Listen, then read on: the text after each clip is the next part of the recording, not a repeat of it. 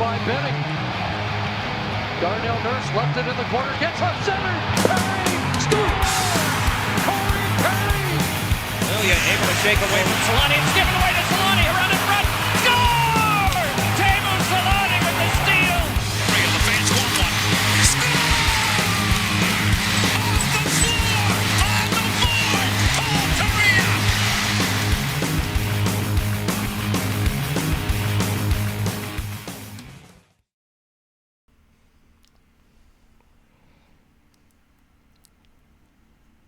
To the park. I rented it. I paid for it. I paid the fee. I got the license, and then they wanted to change it and tell me I can't bring a camel to the park. It's rough. Rough go. All right. We're back. Back with the Forever Money podcast after the draft.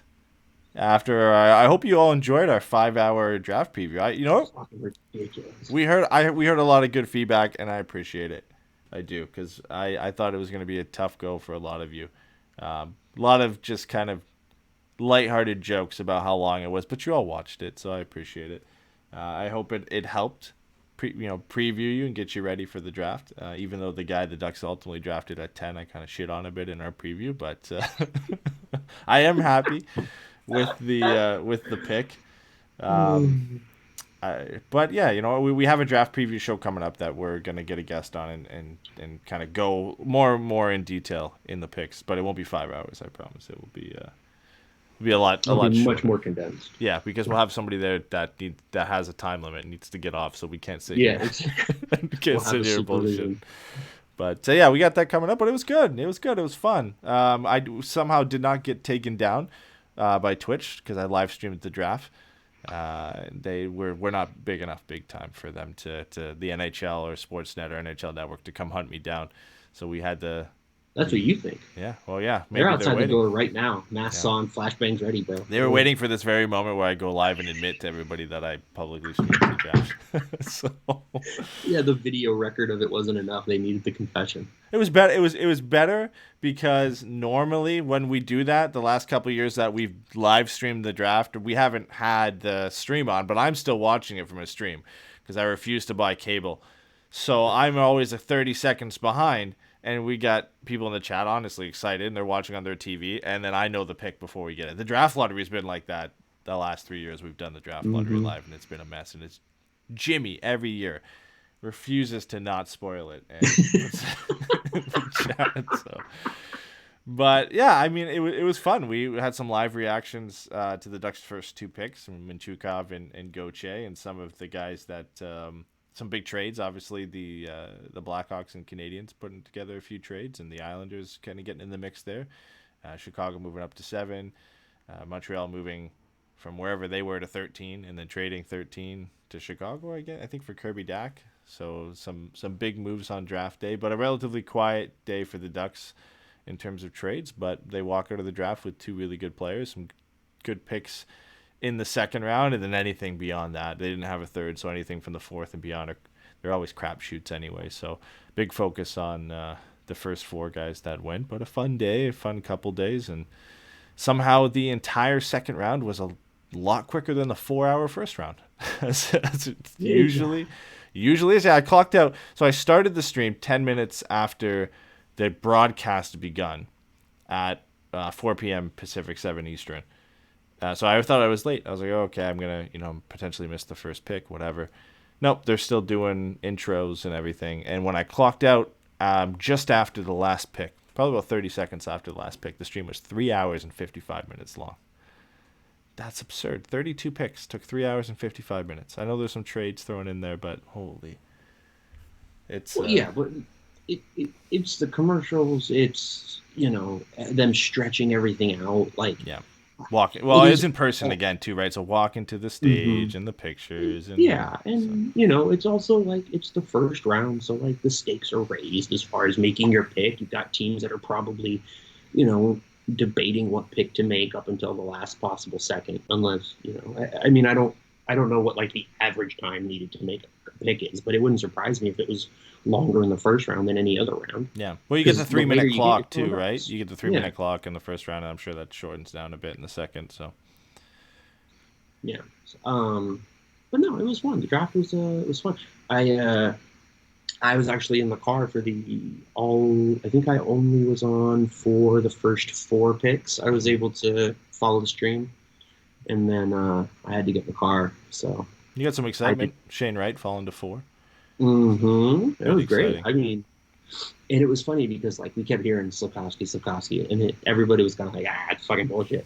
And then right before it started, Bobby Marchman tweets it out, "You're at Slafkovsky's first," and everybody's like, "Oh fuck, it's for real now."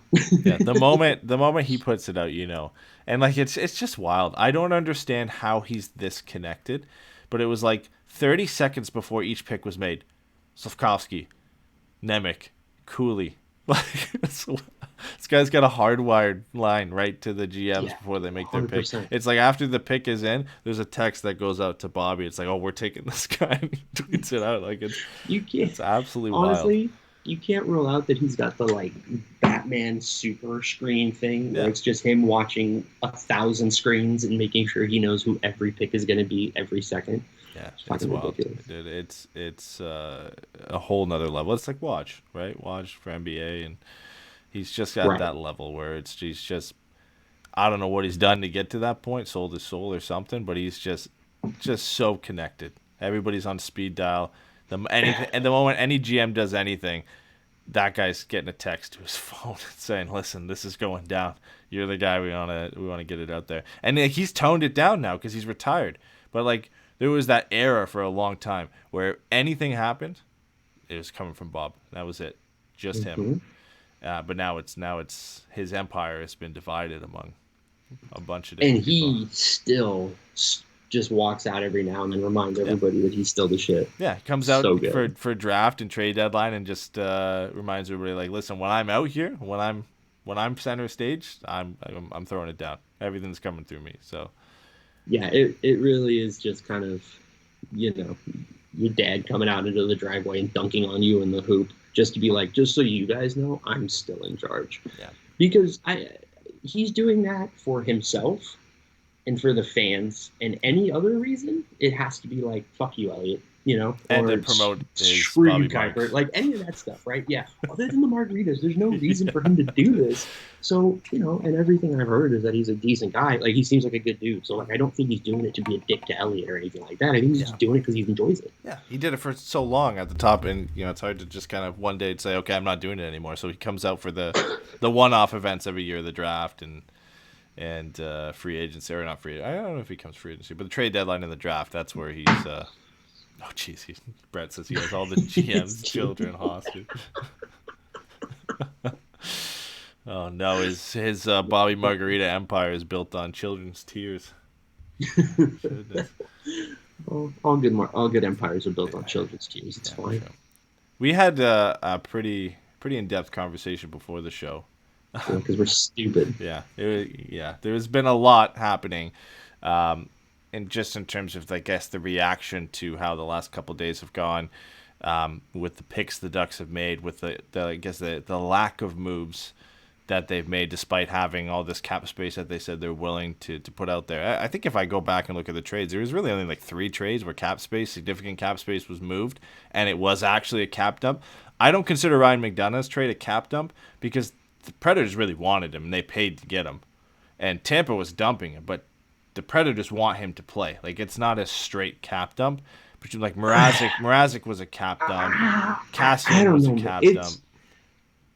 There wasn't much, and like that's the thing is like everybody's like, "Oh, Verbeek's a fraud because he didn't go out and do what he said he was going to do and acquired bad contracts for assets and more picks." And it's like, but man, like there weren't many that happened. Yeah, he can still do that, and like it still can happen.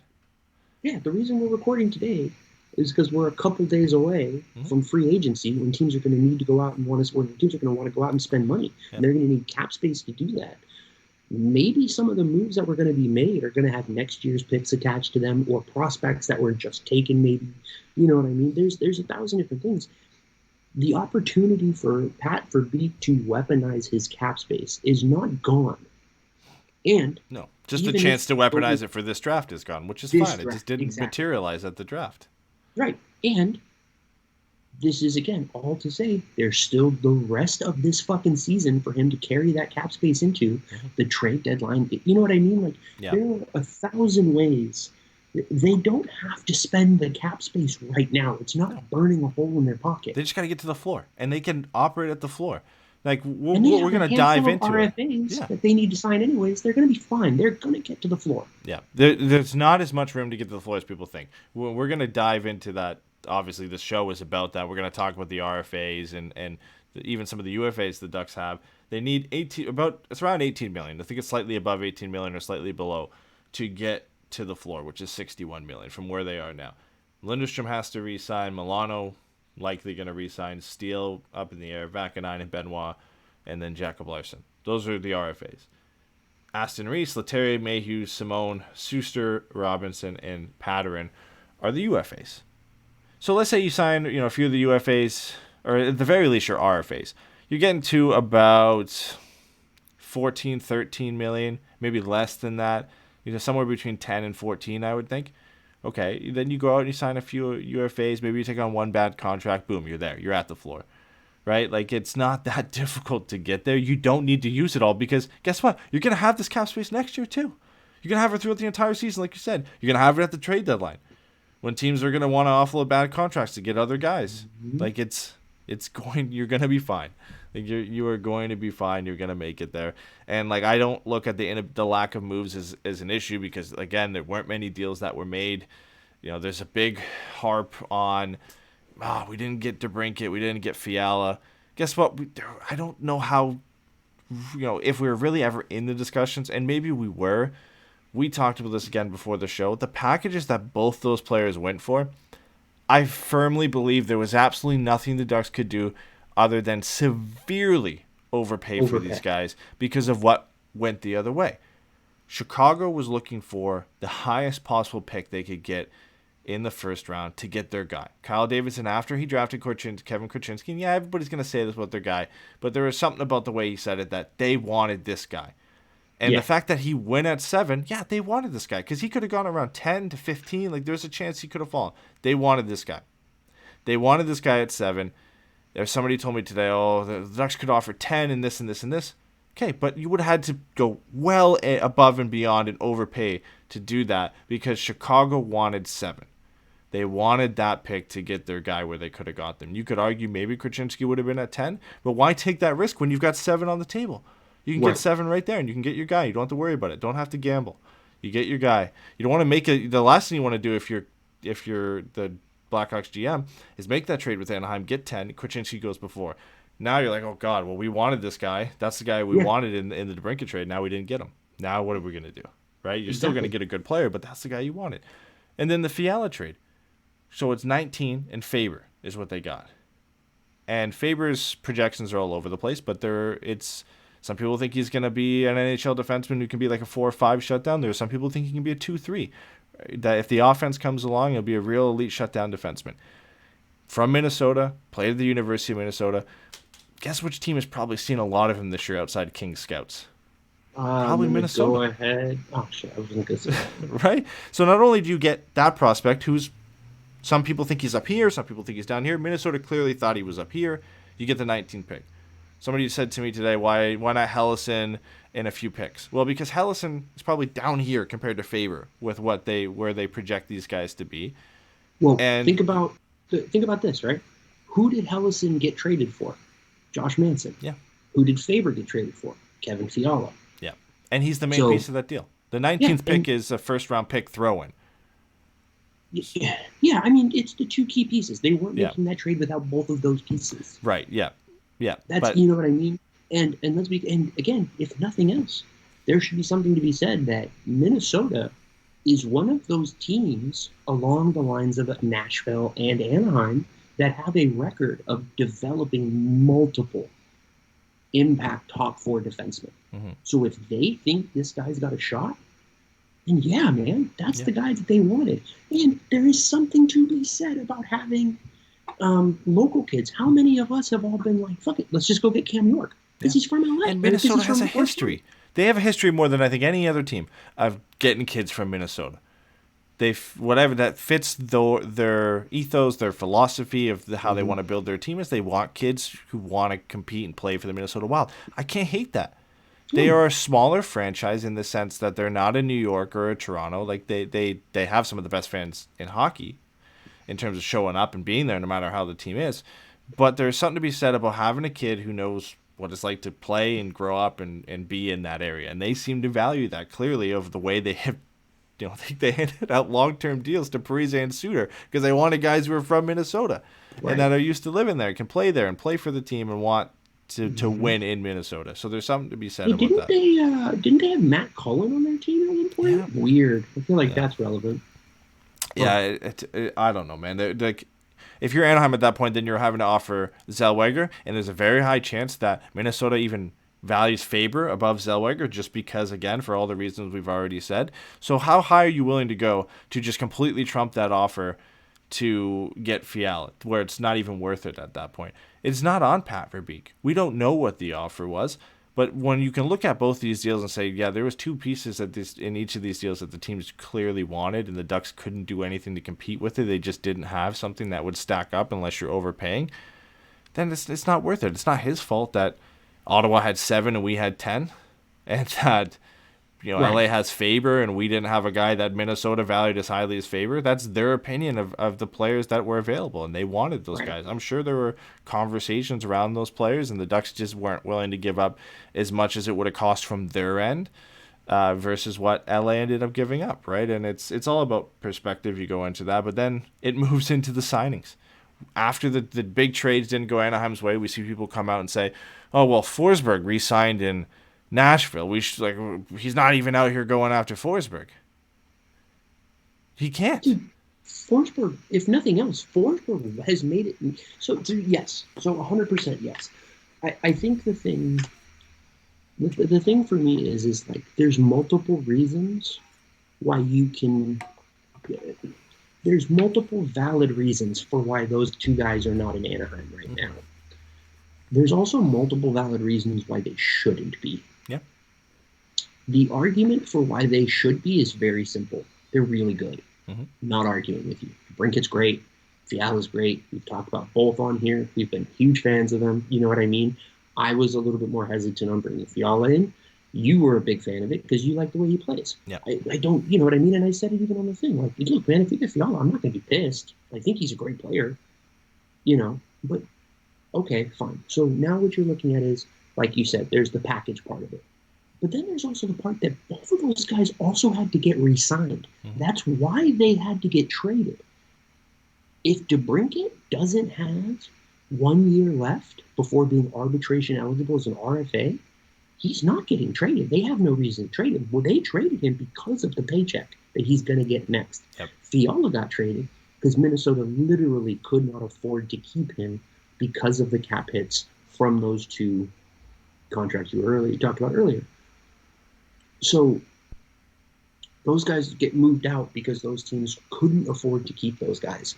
Anaheim, sure, could have afforded to keep those guys, right? They could have signed both of those contracts. They could have traded for both of those guys and fit both guys' next contract under the cap. I've been fine. But what did you give up to get those guys in? And do those guys actually fit where you're at? What good does adding two top 6 forwards do for a team that has no defensemen? Like, at this point, we have 3 defensemen. Jamie Drysdale is just finished up his rookie season, is an offensive, undersized defenseman. Kevin Shattenkirk is a third pair offensive defenseman. Cam Fowler is a two-way, transition style player, right? You can't build a defense core around those guys. And if you're giving out $15 million in contracts or bringing in almost $15 million in cap hit between DeBrincat and Fiala, okay, like, where are you going to go get these guys? Like, it just doesn't make sense. There isn't a situation short of trading Zegras and McTavish for Connor McDavid. We're adding guys of that caliber at this age point makes any sense. Yeah. And like, listen, I get I get there's a section of any fan base that no matter what just wants the team to win. I want the team to win too. Don't get me wrong. I want to watch the team win at some point. But there are some moves when you look at them and say, listen, like, this guy's a great player, but this does not help the team right now. It does not help the long-term progress of this team. They get better now getting Fiala. They get better now getting DeBrincat. But what do you have to give up to get that? And again, we just went into how the packages just don't make sense for the Ducks. The other teams had something they didn't want. But like, let's talk about Forsberg, for example. What does adding Forsberg do right now for this team? Right, it makes them better now. $8.5 million in contract. Yeah, it makes them better now, but they would have had to sign him to 7 because they don't have the ability to offer 8 like Nashville did. 1, they can't even talk to the guy right now. They can't even negotiate with him because he was under the rights for Nashville to negotiate with him and didn't make it to free agency. So anybody I've seen saying, oh, we missed out on Forsberg. No, we didn't. Nobody missed out on Forsberg because Nashville had all the control until Wednesday to sign him, and they did. Nobody could have that conversation with him. But even if he made it there, what does he do right now? He makes his team better in the short term. Maybe they make the playoffs, maybe they don't. But he doesn't make them a cup contending team. Here's the other question. Yeah. Sorry. Why would he want to fucking come here? That's another point. What is he getting here that he's not going to get in Nashville? And not only the roster, but some other fucking team. Yeah, but not even the roster, the intangibles. This guy's been in Nashville. He's their leading. I think he's their leading goal scorer of all time. Why would he want to leave? A team that he's been with for basically the majority of his career, other than being drafted by Washington. He's done everything. He's gone far. They haven't won it, but he's got a chance to lock him down right now for 8 years and try and win. And they're in a better position right now than the Ducks to win. And if you want to get it done at home, then get it done at home, right? Like, I don't know, man. Like, this whole thing about the whole point we're having this conversation is a lot of people are upset with the way the Ducks handled the trades and the drafts and you know, bringing in high-profile players right now and utilizing their cap space. We are nowhere near done what could be done this offseason. We are in the very, very early days of the offseason. There's a lot more that can be done. But we're also not at the point of the rebuild where this needs to happen. Right, like we had a Twitter argument after Twitter argument over the last few days, which I regret getting involved in. But about how the Ducks, I wanted the Ducks to be good. I invested this and that in watching this team, and it's like, yeah, we all have. We've all invested in some way in wanting this team to be good. But to go out and just completely throw your plan out the window to go and acquire older players or sign players to longer term contracts just to be a little bit better this year does not serve this franchise well. They are a couple years away from being able to do that. And we've had examples thrown at us of, well, what about the Rangers? And what about this team? What about that team? Well, when the Rangers went out and acquired Panarin, they were in a position that he takes them to that next level. They had almost everything else, but they needed that guy to get them to the next level. In a sense. To be fair, they did, with Panarin on the team, win 2 fucking draft lotteries. Yep. What the fuck? Mm-hmm. Yeah, and they had. What good did he actually do then? One of the best offensive defensemen in the league fall into the laps because the only place he wanted to play was New York, right? And they're not a good example in that sense, but there are so many examples of very good teams who built the same way the Ducks are building now, got to a point where they needed and had the ability to add these star players, whether it's through trade or free agency, to this core of players. Zegras and Drysdale have played in this league for 1 season. They both had really good years. Zegras was run out for the Calder.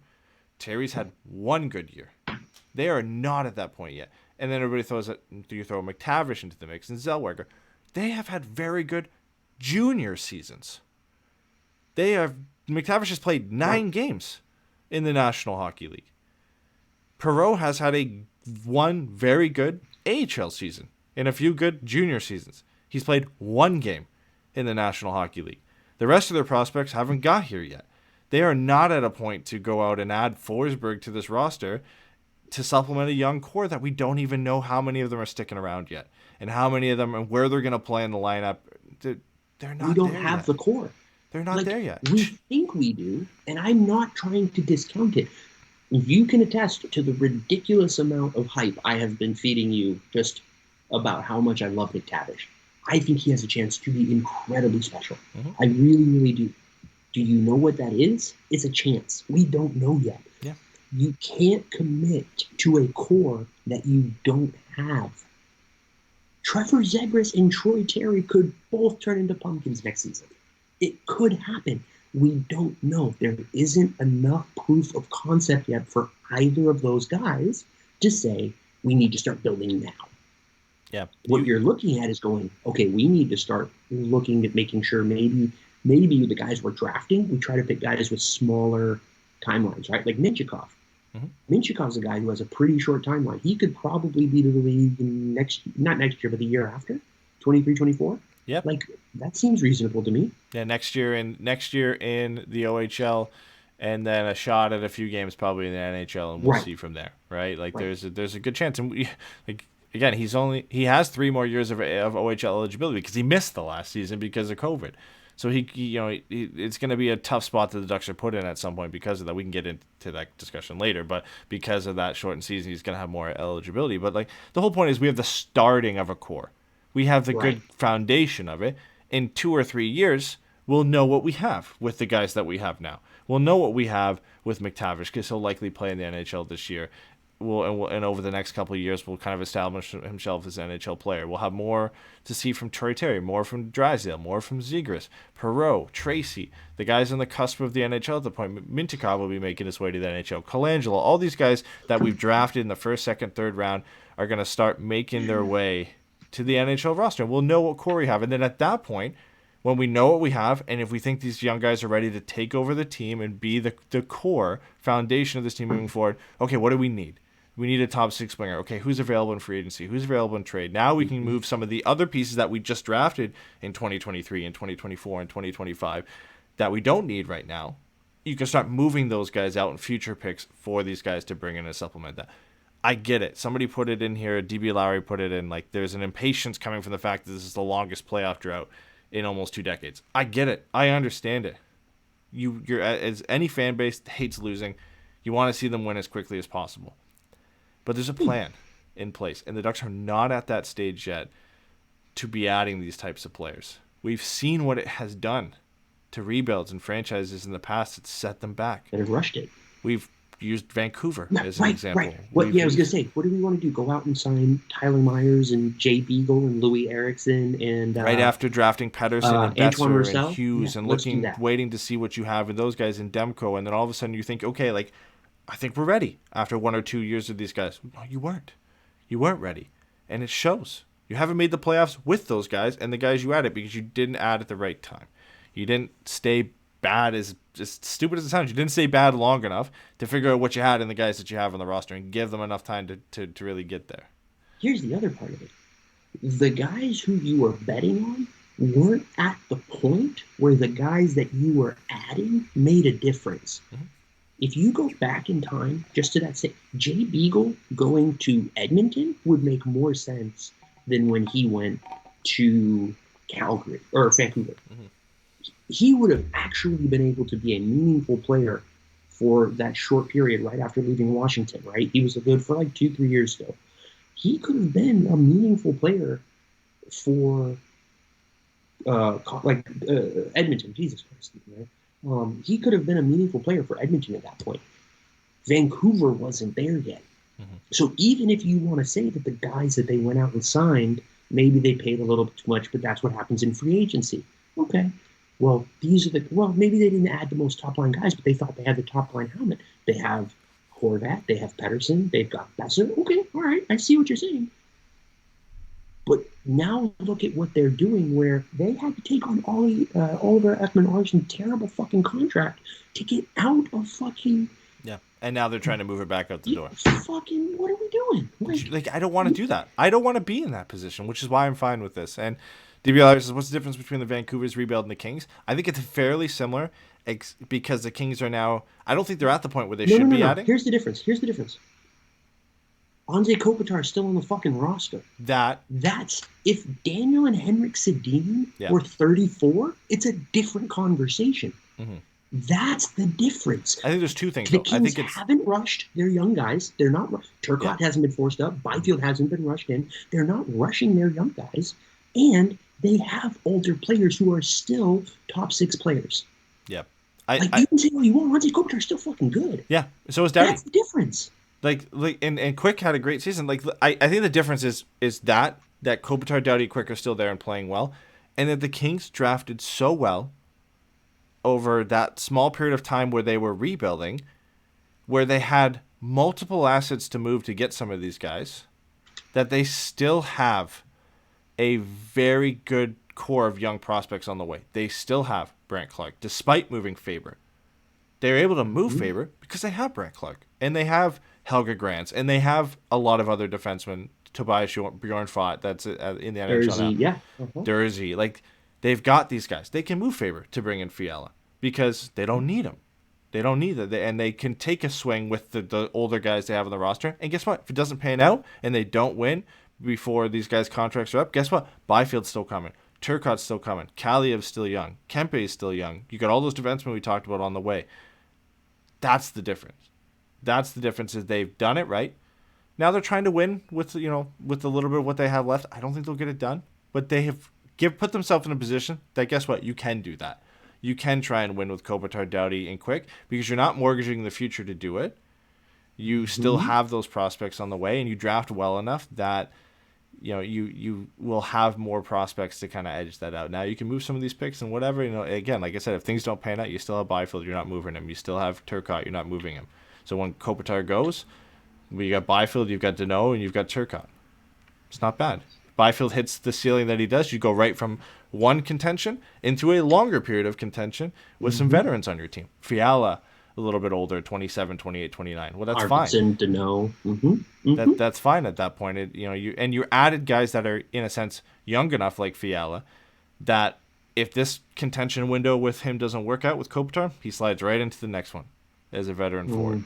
Maybe down the road it becomes a little bit of an issue contract-wise, but you haven't mortgaged that good future you have in young prospects to try and take another swing at it. So I think that's the difference for them. I was never a huge fan of the way they did it, but I can look back in perspective and kind of realize, like, they've earned themselves the right to do this because they built it the right way, and they're not mortgaging that future to do that. The other thing out is, like, even if we are just like super hyper projecting that every draft pick from the last 3 years is going to hit their ceiling, right? We don't even know if two of them are going to be on this team, even though we drafted him. We could see Thrun and Lacombe both leave. So now those are two guys who are the closest of some of these, defensemen to being in the roster. Like, if they leave, okay, great. Now, those are two guys who at least could have maybe made the NHL in a season or two. Who fucking, like, we don't even know that the guys we have are here. Like, they're not even here for sure. They Very could early not days. sign their contract. Yeah. Yeah, and again, and I'm not saying that they're walking out the door. I do think a little bit of that has been a little bit overblown. I think it's one of those things similar to how everybody reacted to McTavish because of Nick Ritchie PTSD. I do think this is a little bit of everybody freaking out because Justin Schultz once said, "Fuck you guys." Like, okay, hey, it happens, man. The majority of these guys do sign, though. The majority of these guys do sign with the team that drafted them. And it's not that they don't want to sign. It's that they want to play their final year, of college. That's that. You cannot sign the NHL contract and go back and play college. There's a consequence for signing the NHL contract. They want to go back and think they have more to prove in college and try a shot at winning. It's not that they're afraid or they don't want to sign in Anaheim. They just want that chance to get that last year of eligibility in college. That's fine. Even if they just don't want to play for Anaheim, that's their decision to make. But Anaheim has to take that into account. They either have to do something similar to what we saw with Adam Fox, where it's like you're moving this, or not Adam Fox. Who was it? Oh, there was a defenseman that got traded. I think was it Jimmy Vesey? Maybe it was a forward, but like he was with Nashville, and they traded him for peanuts to the Fox Rangers. Did that. Fox was drafted by Carolina. They traded him to Calgary, and then Calgary traded him to the Rangers. That's right, because it had been kind of a thing that he was just like, he was going to go to New York one way or the other. Yeah. But I think Jimmy Vesey was a guy who basically told the team, like, I'm not coming. Yeah. And so they traded him. Yeah, he told Nashville he wasn't playing. Yeah. So they like, moved him out. Those things so if you're the team, you have to take that into account. That is a form of your pick busting, which you have to have in the math. It has to be in the idea that maybe all of these picks aren't going to work. Yeah. Yeah, or most of these picks aren't going to work. You can never have to operate take as that if they're into all going to account. work. You can't. Right. It's stupid. You can't operate under the assumption that everyone's going to stay healthy the entire season. You can't operate under the assumption that every player you draft is going to become the best version of that player. Like there's a willful ignorance to the way that some of these things are being talked about that to me ignores context. Mm-hmm. Yeah. It is almost like I mentioned this to you before, which was kind of the start of our whole fucking conversation. Again, I am, because of the way everything ended and what we know and stuff like that, I'm reticent necessarily to praise the guy. But I will say, I do think Bob Murray should get more credit for appreciating that clearly this fan base is not necessary, or let me say it this way. Clearly there are significantly vocal portion of this fan base that does not have the patience for a rebuild. Yep. They are entitled to that. I disagree. I think it's silly, but they are entitled to feel that way. Bob Murray, those are his customers too, right? Those are the guys he still needs to get into the building. This is why they traded for Henrique, because they were, well, when Kessler comes back, now Henrique drops down in the lineup. Now we're in a really good spot because our third line center was actually a 2-line center quality. Okay, great, but there were decisions that were made to keep Anaheim contending that backfired at some point or in some way or didn't work or pan out because Anaheim didn't win that we are still dealing with. Mm-hmm. Part of that, though, does seem to be Bob Murray being I'm not 100% sure. Let me say it this way.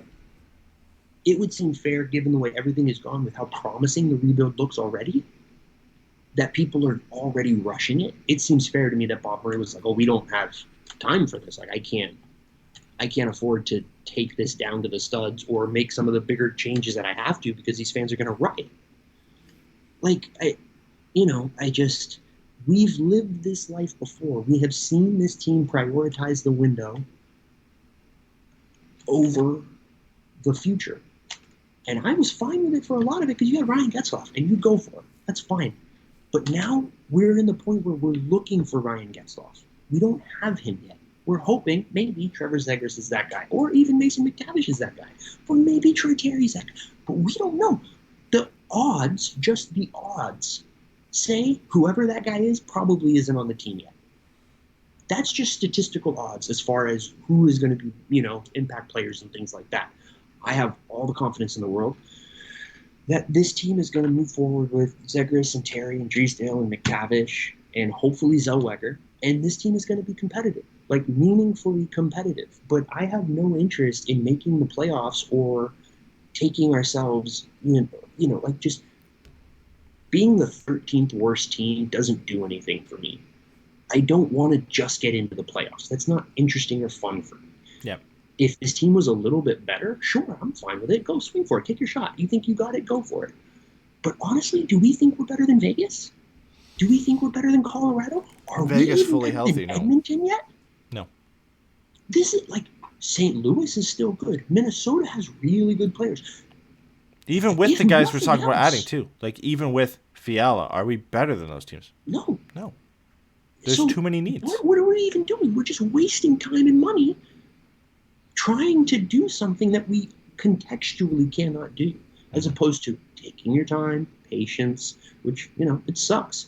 It's not fun losing games. There are legitimate conversations to be had about bringing in meaningful veterans to play important roles within the locker rooms, to having a culture that, while the reality is this team isn't expected to be competitive, we still have an internal expectation that we are going to be professionals, right? Again, this is why I talked about how much I like Dallas Eakins.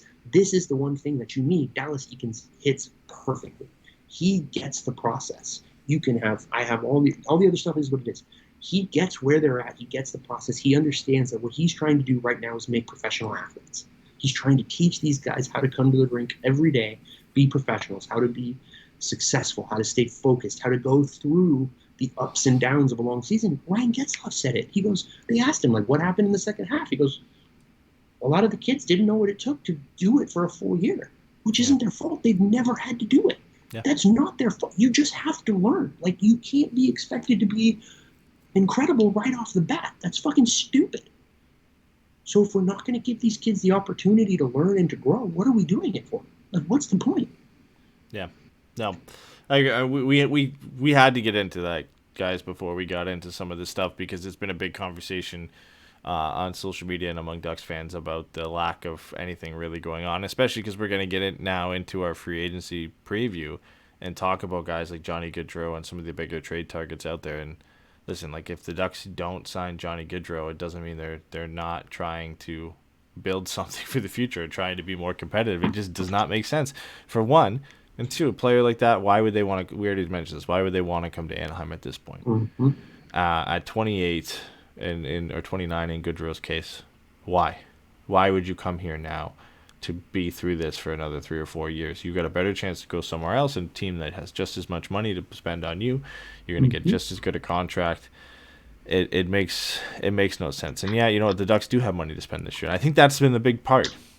Is a lot of people looking objectively saying the Ducks have $39 million in cap space. They should be able to go out there and compete with all these teams and sign the best players. That's not what goes into that. Every team has money. Okay, let's roll that back. Not every team has money. The majority of teams have money, or at least enough money to sign the top free agent. About 20 teams probably have that much money. And to be fair, we have seen multiple teams have been able to create room. Mm-hmm. If you're willing to pay the price, you can create the cap room that you need. The first, that was Seth Jarvis going to Carolina to buy out Marleau for them. They paid a first-round pick so somebody would buy out Marleau for them.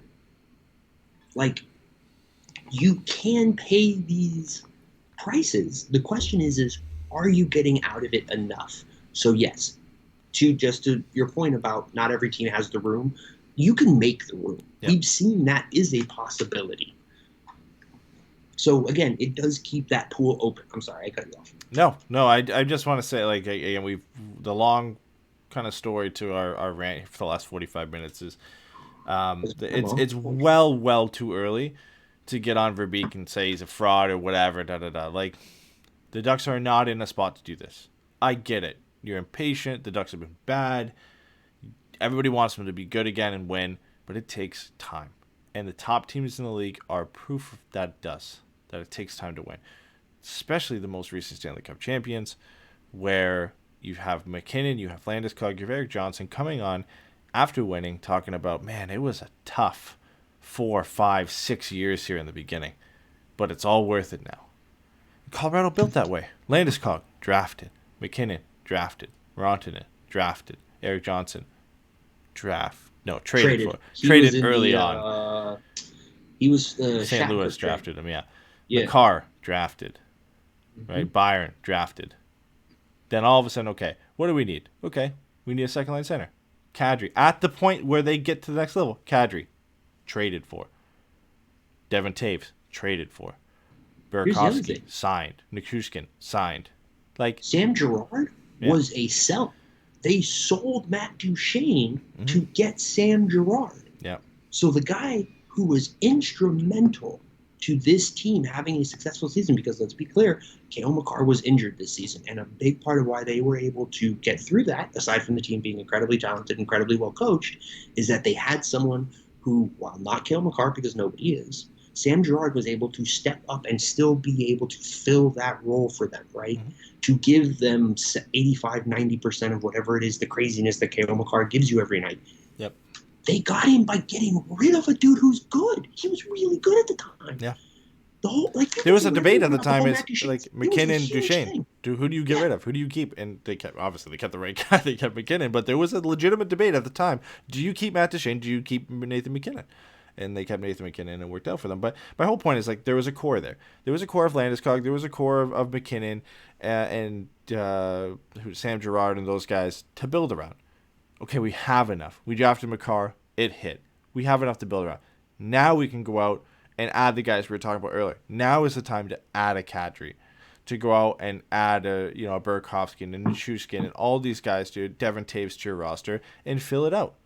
To sign a Kemper, right? Like, it made sense then to go out and fill those needs because you had the core in place, and now you know what you need to supplement them, because it was at that time where McKinnon was a top player in the NHL, Landeskog was a top player in the NHL, Makar was one of the best defensemen in the league, or the best young defenseman in the league.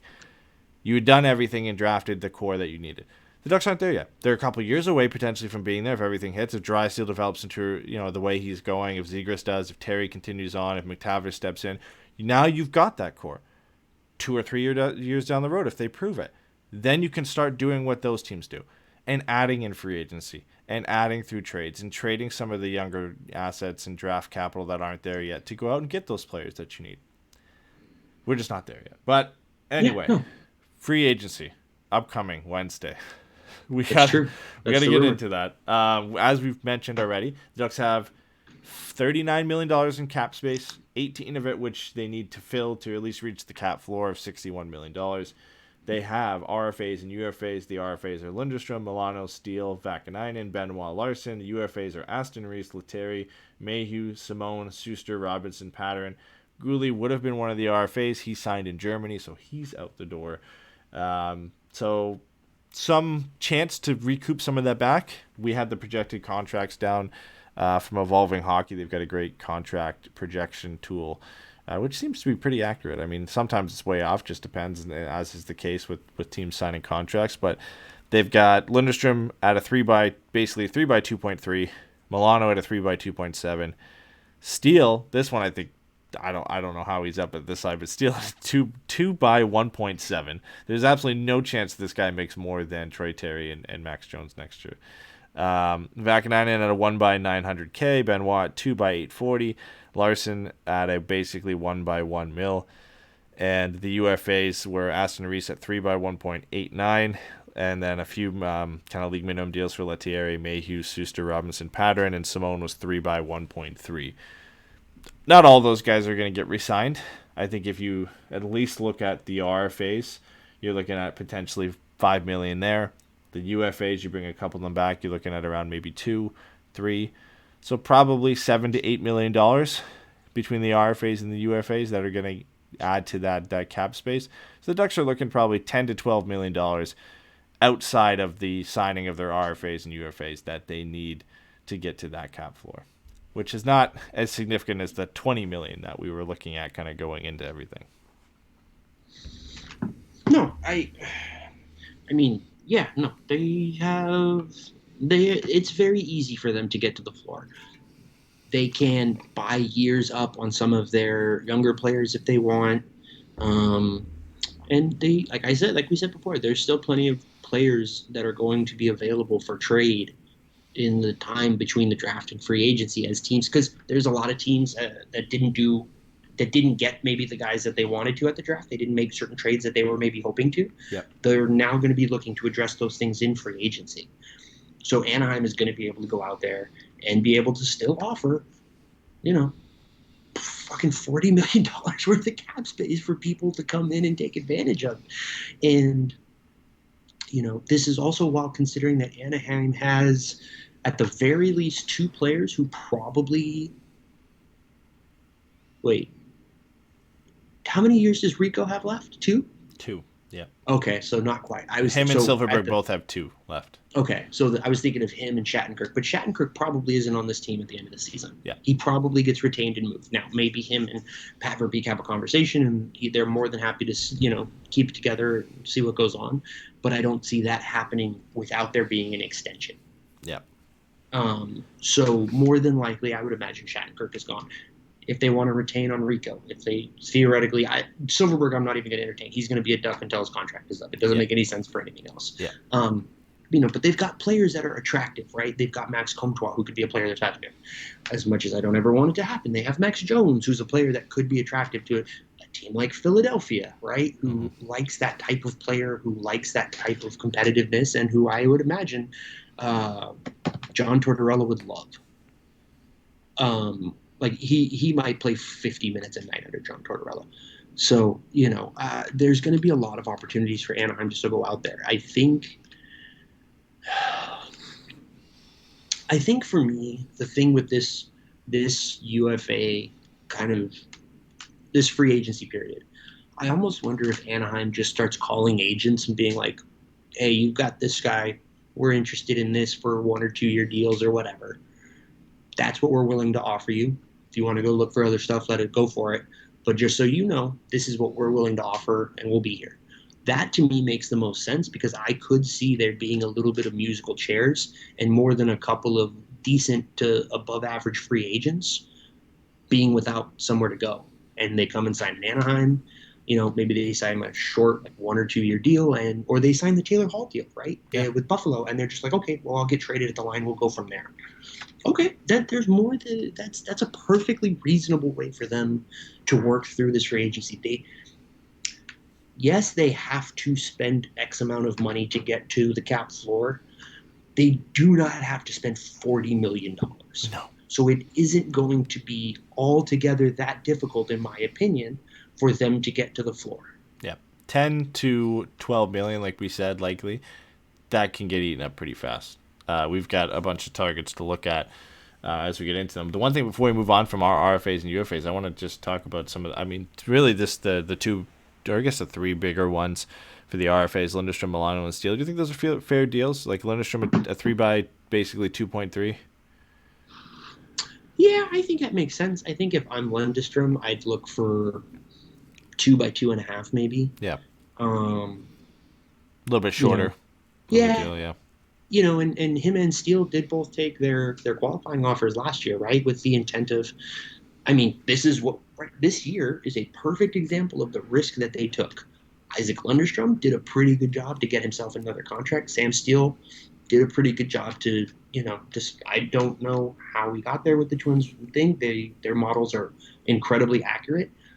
I don't see a world, like you said, in which Pat Verbeek is offering Sam Steele 1.7 for 2 years when Sam Carrick didn't even get, a full $1 million a year. And impact-wise, Sam Carrick's more impactful right now than Sam Steele is. So I have a hard time thinking Steele would get that deal. The Milano one is the one I am fascinated with. Yeah, could be anything. I have no idea what that's going to be. I was surprised that it came in this low. As I know he didn't have a great year, but at 2.7, I felt like it could have been above 3 is what they projected. Yeah, it almost feels like it could have been 3 or 4 years around 3.5, 3.7 million. Would have not been insane. And we've had this conversation with Sam Carrick. Part of this is just, we might need to adjust our expectations for what deals look like now that Bob Murray isn't in charge. Because I think we both agreed if Bob Murray was still in charge, Sam Carrick probably gets 1.5 for 3 years, right? He gets that Derek Grant deal. Yep. Pat Verbeek's not fucking around, man. He's like, no, I know exactly what you are, and we love you very much, and we'd love to have you, but please understand this is what we're paying you. Yep. He is under no illusions about some of that stuff.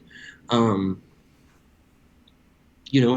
we just saw, like we talked about with the Ryan McDonough trade, we just saw him and Julian Breezeball both came from, the Yzerman kind of tree.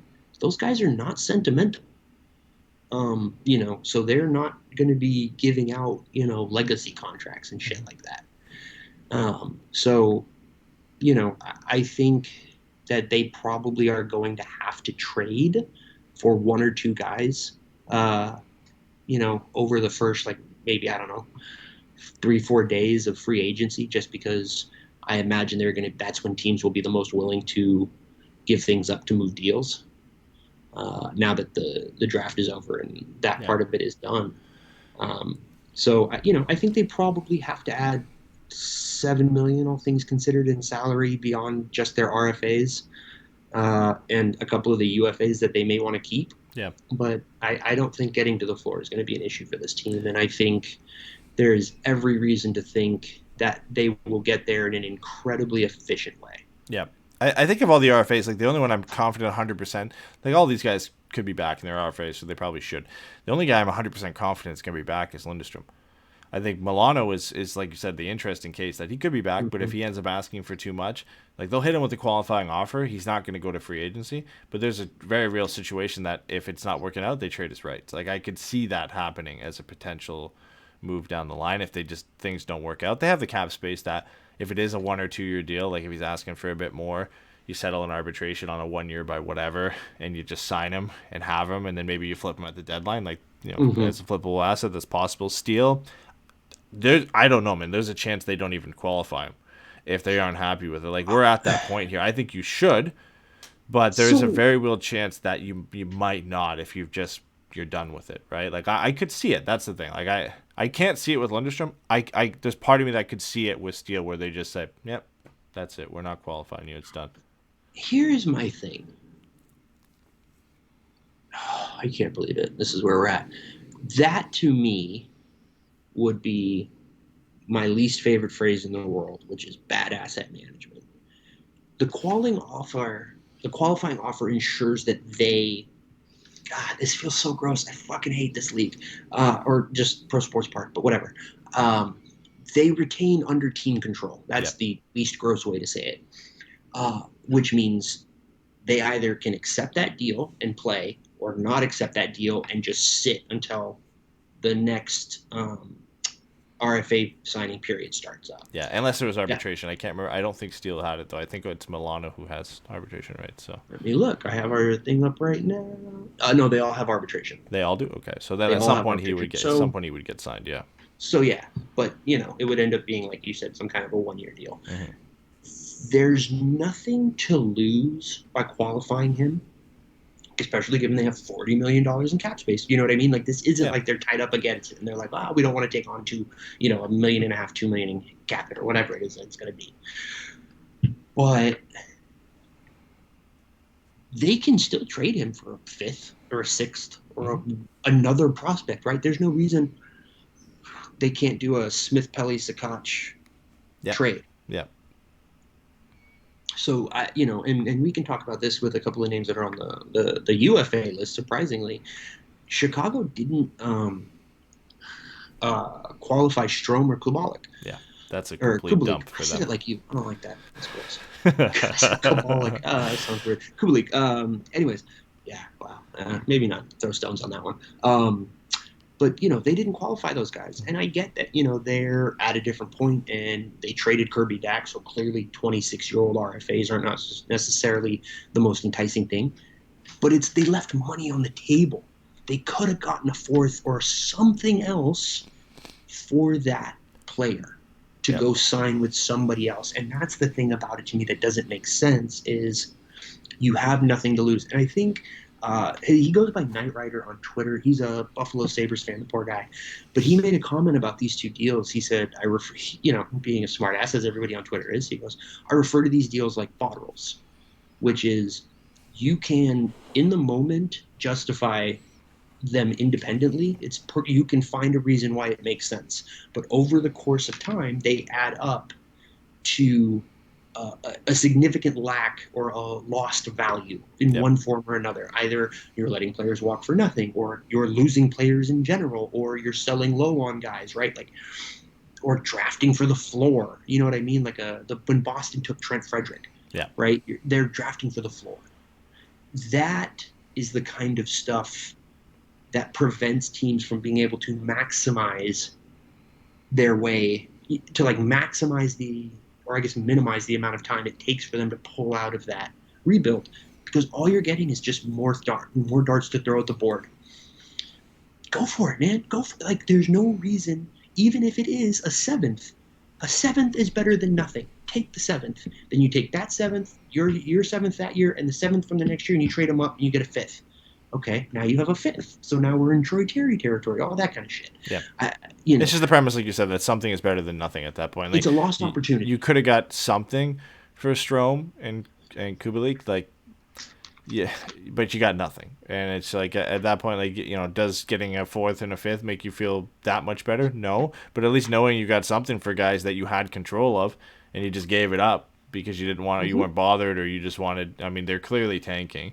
And you just wanted to just say, okay, we're sending him out the door, and that's that.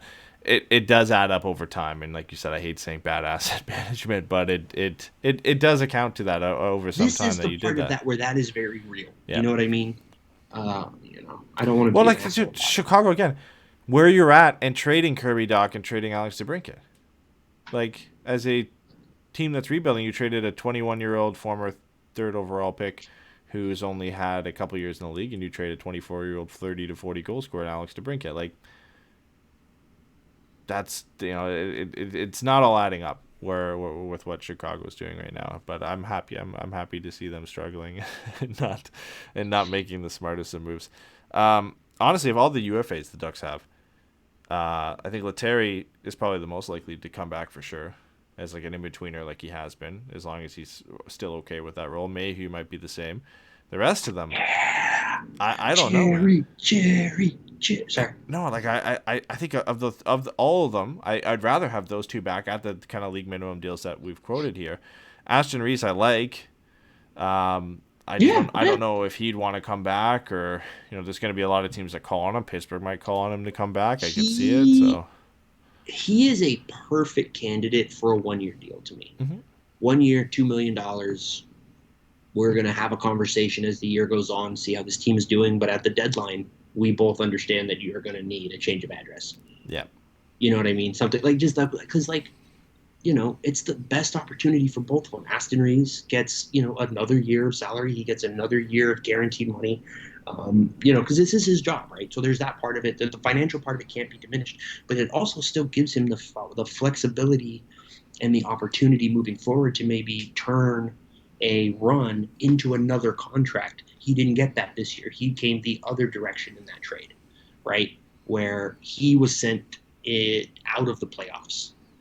Well, now he can sign with Anaheim, go trade into the playoffs, hopefully get on a team, go on a deep run, and make himself some money next summer.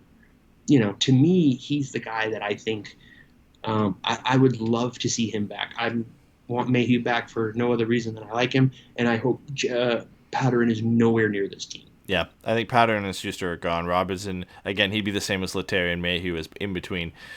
Simone and Aston Reese are interesting because if you sign them, they're sticking their NHL roster, right? Like you're playing them. So those are the only two free agents I think we have that are UFAs that you would say if we sign them, they're signing them to play at the NHL level. You can't really sign them and say, okay, we signed you for $1.3 million, but you're going down to San Diego. Like it's possible in the season if they don't play well, it could happen, but you're signing them with the intent to play them, and I think only one of them would, and I'd rather Aston Reese. But I think there is a likely scenario that none of them come back if they get better offers from competitive teams, because they did well in Pittsburgh.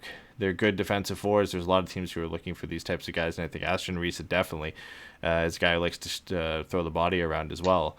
That he checks a lot of boxes for some kind of competitive team, so I could see him go. But all right, targets, and I want to give a shout out to everybody who filled out our fan submissions of what kind of moves you'd like to see, trades or free agents. We got a lot on Facebook, Twitter, and Reddit, so that helped kind of fill out. John Moore is still on this team.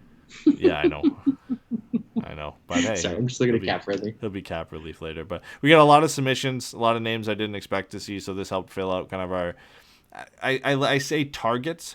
They're not people I think that we think they'll get. It's just suggestions from you guys and submissions on who you'd like the Ducks to see, and then kind of targets that we think could be realistic and ways to get to the cap through free agency. So and we have our trade targets that we'll get to after. But these are the names. We'll start with the forwards because there's a lot more of them than the defenders. We'll put Kubalik in this because I had him in the trades, but then he was listed as not being qualified. So him and Strom, Dylan Strom from Chicago, enter this list. We've got Andre. Both Stroms. Get them both. Let's sign the brothers. Ryan Strom is on this list. Andre Burakovsky, Andrew Kopp, Valery Nichushkin, Nino Niederreiter, Andre Palat, Mason Marchman, Evan Rodriguez, Max Domi, Ilya Mikheyev, Nick Deloria, of course, and Colin White were the names that got shouts from a lot of you guys, and I combed through some of the free agents I could see realistically potentially being Anaheim, having interest in or being interested in coming to Anaheim and added to this. So let's start with the Chicago duo, Dylan Strom, who the Ducks have been linked to for like the last 4 years, and Kubalik, who the Ducks were linked to at the deadline. As two guys who are, I would say, of all of them, maybe the most likely to come to Anaheim just because of the past links they've had and potentially coming to Anaheim in trades. Profile roughly the same in the sense that Dylan Strom is kind of an all-offense play driver, defensively not the greatest, a bit of a liability, can play center, can play wing. He's a big kid at 6'3", but doesn't really look or play like he's 6'3". But he, you could see where he would fit in a Ducks lineup, whether it's second line center if things don't pan out with Mason McTavish. He could be a third line center, could move to the wing and play up in the lineup with somebody like Trevor Zegras. And from a guy who played with DeBrincat and Kane, there could be a benefit of playing with the Zegras and Terry and getting the most out of him. And he hasn't been bad. The offensive production has been there. on a 50-point pace last year, at a real good second half to the season. And then Kubalik, who had a really great first year in the NHL and just kind of hasn't gotten back to that level since. But the Blackhawks have steadily gone downhill since he joined the team, so there could be something there, and a bit of a bigger power forward type guy shot first. But again, everything else there's some issues with there. But Strom, you're looking at, as Evolving Hockey said, 3x4.6 basically, and Kubalik was a 3x3.25 if they were to sign with different teams. So at 3 years, I'm fine with either of them. Probably not both, but one or the other. Personally, I'd prefer Strom, but what are your thoughts on those two guys? Yeah, I think, both of them are fine. I think Strom, just because he plays center, he's a little bit more versatile. He gives you a C plus version of Henrique, right? Mm-hmm. Not going to have the defensive acumen, but he does maybe have a little bit more offensive pop potential to him as far as being able to finish. But he's fine. Like you said, he could be a second line center if McTavish, doesn't stick in the league this year, or moves to the wing, or slides down the lineup, right? But he could just as easily play on the wing with someone like Lundestrom to give that a little bit more offensive pop to it. I think Kubalik's goal scoring track record, I think, is a little bit better. As far as like you said, he had that one real good season. But I don't know that these are guys I would necessarily be altogether that excited to go 3 years on. I think Strom, like you said, I could be okay with 3 years for him. Kubalik, I would prefer to keep it to 1 or 2, and even 2 I don't know about. I would much rather help these guys get show-me deals than bridge deals. So I think they're both candidates for that kind of thing, right, where they sign a 1-year, $4 million deal or some shit, and then it's just understood that there's going to be an extension or you're going to get traded. Yeah. And it's going to depend on how you fit in here, but also where this team is at when that time comes. Because like we've seen with Josh Manson, or like we've heard with the rumors about Josh Manson, there's no reason that these players can't come back. We already have proof of concept with Derek Grant after trading him to Philly. So I think it makes sense. I don't know that either of them are guys that I'm particularly excited about. But I also don't think Anaheim, as we've said, is in a position to add guys that I'm going to be super excited about. Yeah. So they're fine. I think they're just fine. They're totally fine players. Yep. And adding them makes sense. I would be a little bit nervous about term. I wouldn't do anything more than 3, and even like you said, 3 is a little bit concerning at that point. Yeah. And, maybe that third year is how you get those guys to come, and maybe you structure it in a way that you're fine with it, or the salary drops down over time or something like that. But I would much rather be fine with 1 and 2 year deals than 3 for those guys especially. Yeah, and I think the thing with these guys too is the late addition to the free agent pool. It changes a lot of teams' plans. There's going to be a lot of teams I think that'll look at Dylan Strom as like, okay, like he was pretty good in Chicago, former 3rd overall pick. What can we get out of him, and can we sign him, like you said, to maybe a 1-year show-me deal, because he'd probably be the perfect candidate for that, coming out of Chicago, kind of thrown out the door to say, okay, show me what you can do, and then he could potentially make a ton of money.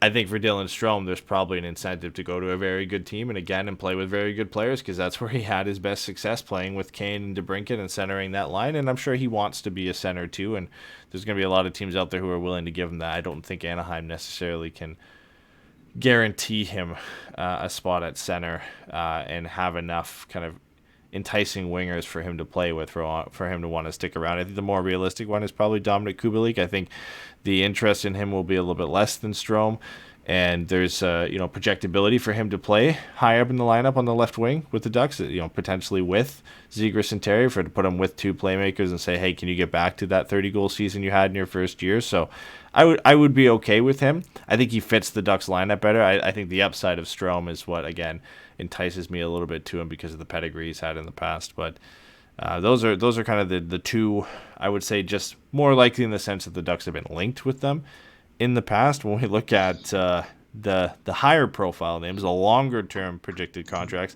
4 of these guys were projected to have 7-year deals.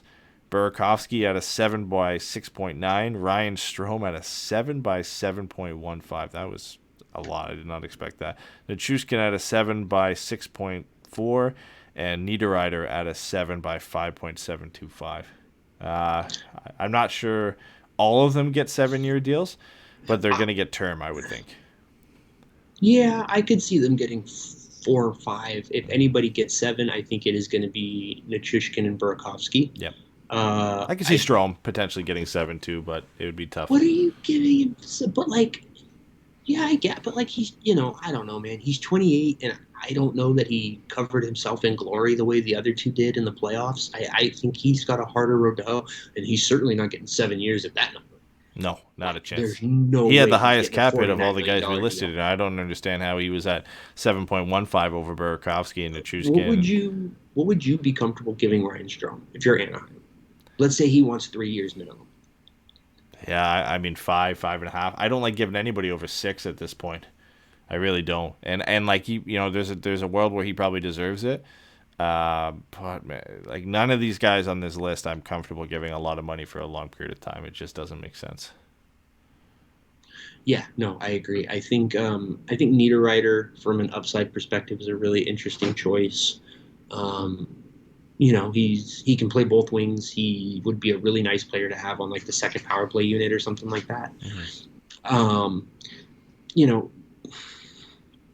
Burakovsky doesn't make a lot of sense to me because I don't know who he's playing with to get the most out of him. Maybe, he's next to Zegras, but I just don't know that Burakovsky's a guy you want to give 7 years to if you're Anaheim. I mean, I think the fundamental problem with these 4 guys is they're at the point in their career where they want 7-year deals, and they should absolutely want them. Yeah. And it doesn't make sense for Anaheim to give anybody a 7-year deal short of kids on ELCs right now. Yeah.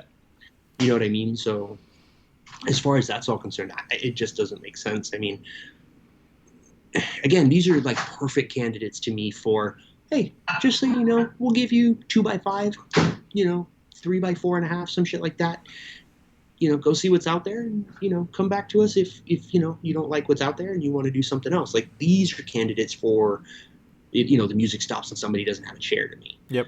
A lot less than making sure you go out and get a guy on that first day of free agency. Yeah. We all know you're going to overpay, and these guys could get close to this if, to these projected deals just because free agency is crazy. And these are some of the top names because there are going to be teams who miss out on Goodrow, and this is next. This is what's it. I think Goodrow was really, and Goodrow and Malkin, I think, were the only 2 I didn't list on here as top targets for free agency. And once those guys go, somebody's going to pay a lot for Burakovsky.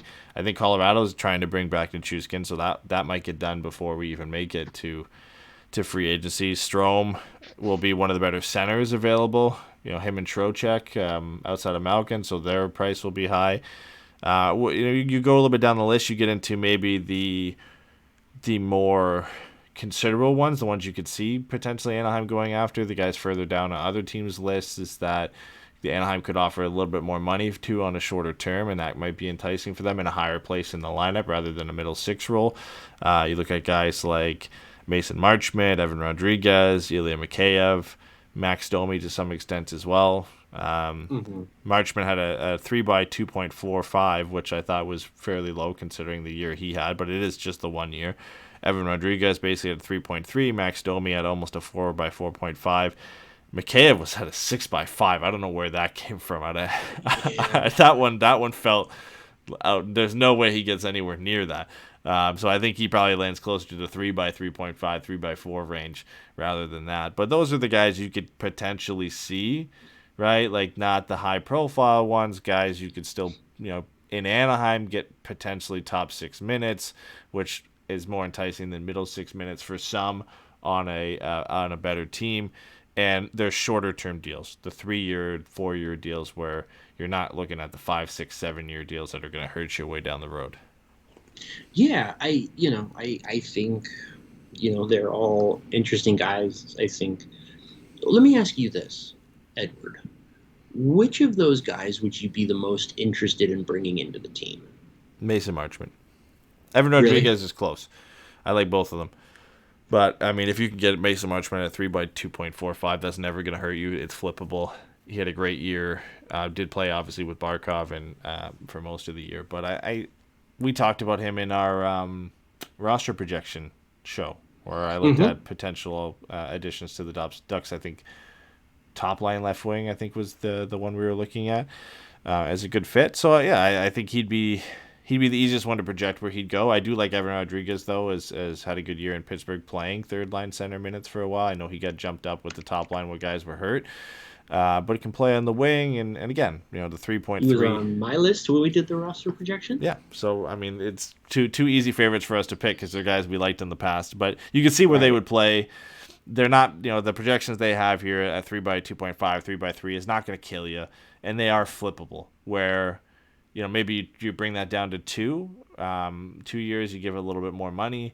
And then even at the deadline this upcoming year, you can eat some, retain some of that and flip them out for 2 years, or you go through this year with them and you trade them as flippable assets at the end of the next season past this one. So I think those two are kind of the ideal options, the good options for Anaheim. That could want to come here too.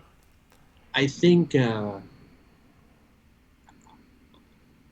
This goes against, to a certain extent, pretty much everything else I've said already, but I think the guy I would be the most interested in would be Andre Palat. Yeah. Everything about the way that he played this playoffs, the way that he's played for, Tampa Bay for the last, right, 8 or 9 years, exactly, combined with the experience that he has, the rooms that he's been in. Like, he's been on these teams that have had these incredible highs. Like, he was on the team that got swept by Columbus. Mm-hmm. That's he's a guy been on some bad years, and he's been in. I would love to bring a guy like that in to be a complimentary top 6 player for a young developing center. Yeah. I don't know what the deal would look like, but if him and Verbeek have a good relationship, he would be one of those guys who I would be fine with giving like a 5-year deal to. Like, I think it would be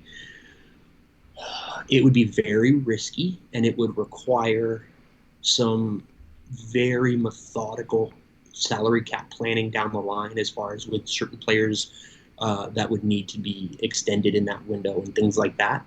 But he is the type of player that I think what he would bring to a team like Anaheim, and specifically such a young team, I think could be worth taking that risk if you want to bring in a guy who's just like has earned a payday, right? Like, if you said the 2 big free agents, and whatever, it's me, nobody gives a shit. If the 2 big free agents are Palat and Manson, that's a great offseason to me. Mm-hmm. I would sign both of those guys to 4 or 5 year deals tomorrow. I really would. Yeah. I would have no real problem with it, depending on what the money was, you know what I mean, what the conditions of maybe trade protection and things like that were. I don't think I'd have an issue with that. I think those are 2 guys who could come in, who could fill a leadership role, who play a style of game that you can play them with anybody. You know what I mean? I think Manson would be a great guy to bring up Zellweger with if you think he's ready. Yeah. And you could see their fit. I think the good thing about both those guys, and when we're talking about the forwards with Palat, of all the guys we've mentioned here, you know what you're going to get, and you're going to get it from Palat, right? Yeah.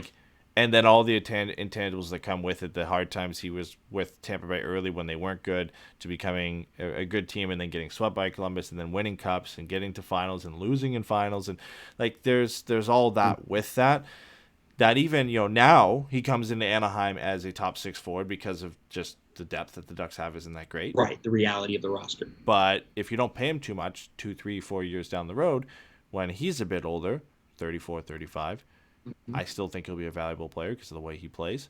Maybe not at the money you're giving him, but you can make it make sense. Becomes a good middle 6 player, right? He doesn't necessarily play the top line anymore, but he's a good complementary piece, and he's been there and done that. He's a guy you want to have around. He's a veteran on the team at that point. It makes sense to have him there versus we like Marchman and Rodriguez, but what are you getting there?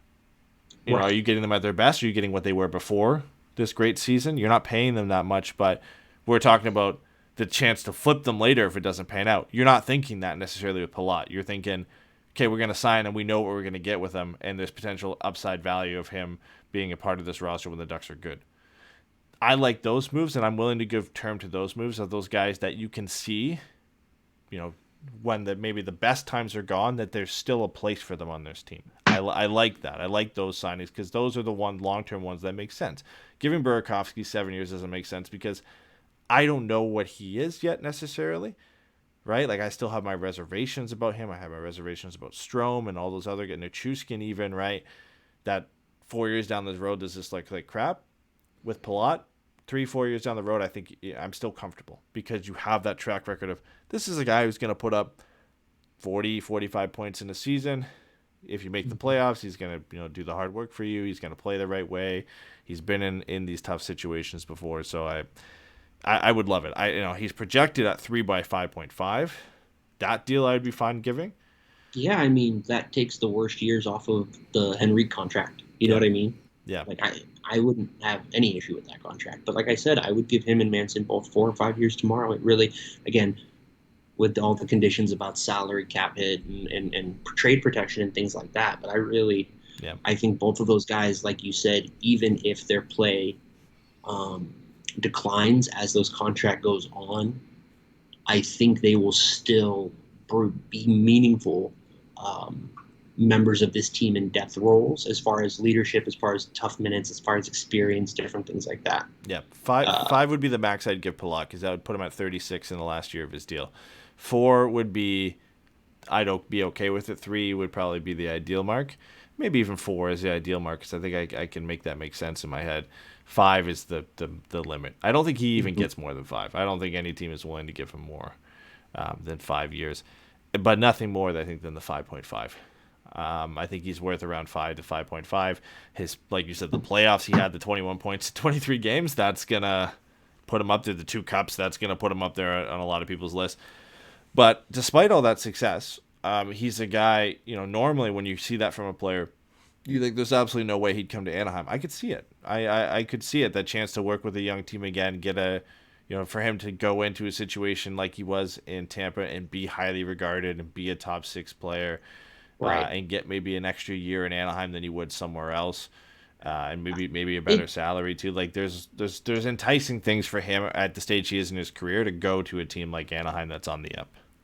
Yeah, I mean, the reality of it is there's kind of a Lamoriello aspect to it where you're getting guys that the GM, or Palat specifically, would be bringing in a guy that the GM has a pre-existing relationship with, right? Mm-hmm. That would be the thing with Palat. It'd be, hey, you've been to 4 finals, you've won 2 cups, you had a legitimate argument for being a Conn Smythe this last year. Like, you've got nothing left to prove. Why don't you come over here, come live at the beach, you know what I mean? Make some good money, have some fun. We're going to try to push for the playoffs every year as far as the level of play we're asking of our players. We know this is going to be a long process, but what do you think about it? Same thing with Josh Manson. Hey, you've been here. You just won your cup. We'd love to give you a little bit more money. Maybe now that, you have that thing that everybody wants, you can take a little bit less. As far as not getting that big kind of free agent contract that maybe he would have been hoping for, as far as like a $5 million a year deal or something like that. I think both of them just make a lot of sense in it, and I think they are the kinds of players, like you said, that while traditionally Anaheim has had a hard time getting, they have just had the last couple of years in a very specific way that might actually predispose them to getting here, right? Because Manson's coming back, so that almost feels like cheating. But with Palat, he's done everything now. Mm-hmm. And at this point, it's, how do you feel about moving to a less humid beach? You know what I mean? Like, and again, where you can still be an important player.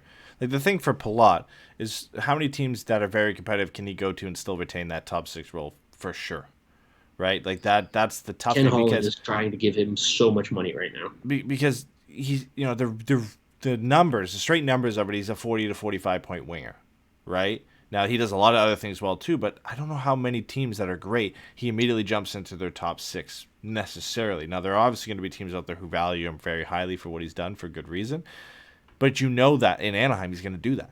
Like, there's the path; it's right there. He's going to be he'll be a top 6 winger in Anaheim if he comes here. Then there's the can they offer him the extra year that a team wouldn't be getting? Can they offer him a little bit more money because of the cap space they have? Or maybe some signing bonus money, that kind of stuff. Yeah, exactly. So I think there are some things there. And again, like you said, like the destination of it, that's still enticing. Again, Anaheim isn't the best team and the best location to go, but there is something like that where you don't necessarily have to change your way of life coming from Tampa to Anaheim. It's Right. you're not going up to Winnipeg or something like that. So I could see it. Like like I said, I think if you come out of free agency with Palat and Manson as your two big signings, it's fine. And again, the thing I like about it is the projectability that down the road it's not gonna, you're not gonna hate it necessarily. There's a better chance that you're not gonna hate that deal versus some of the other ones here. Okay, a couple of the forwards we have left. He had to make the list because he probably had the most shouts of anybody to come back was Nick Deloria, projected at a basically a 3 by 1.5. And then a few shots for Colin White, recently not qualified. Bought out by the Ottawa Senators. Evolving Hockey didn't have a projection yet on what he would get. His old deal was 4.75. There's absolutely no chance he's going to make anywhere near that. You can see around a $3 to $3.5 million deal for him. You know what, Dez, I'm okay with. I know I get it. The intangible side of thing, I'm fine with bringing him back.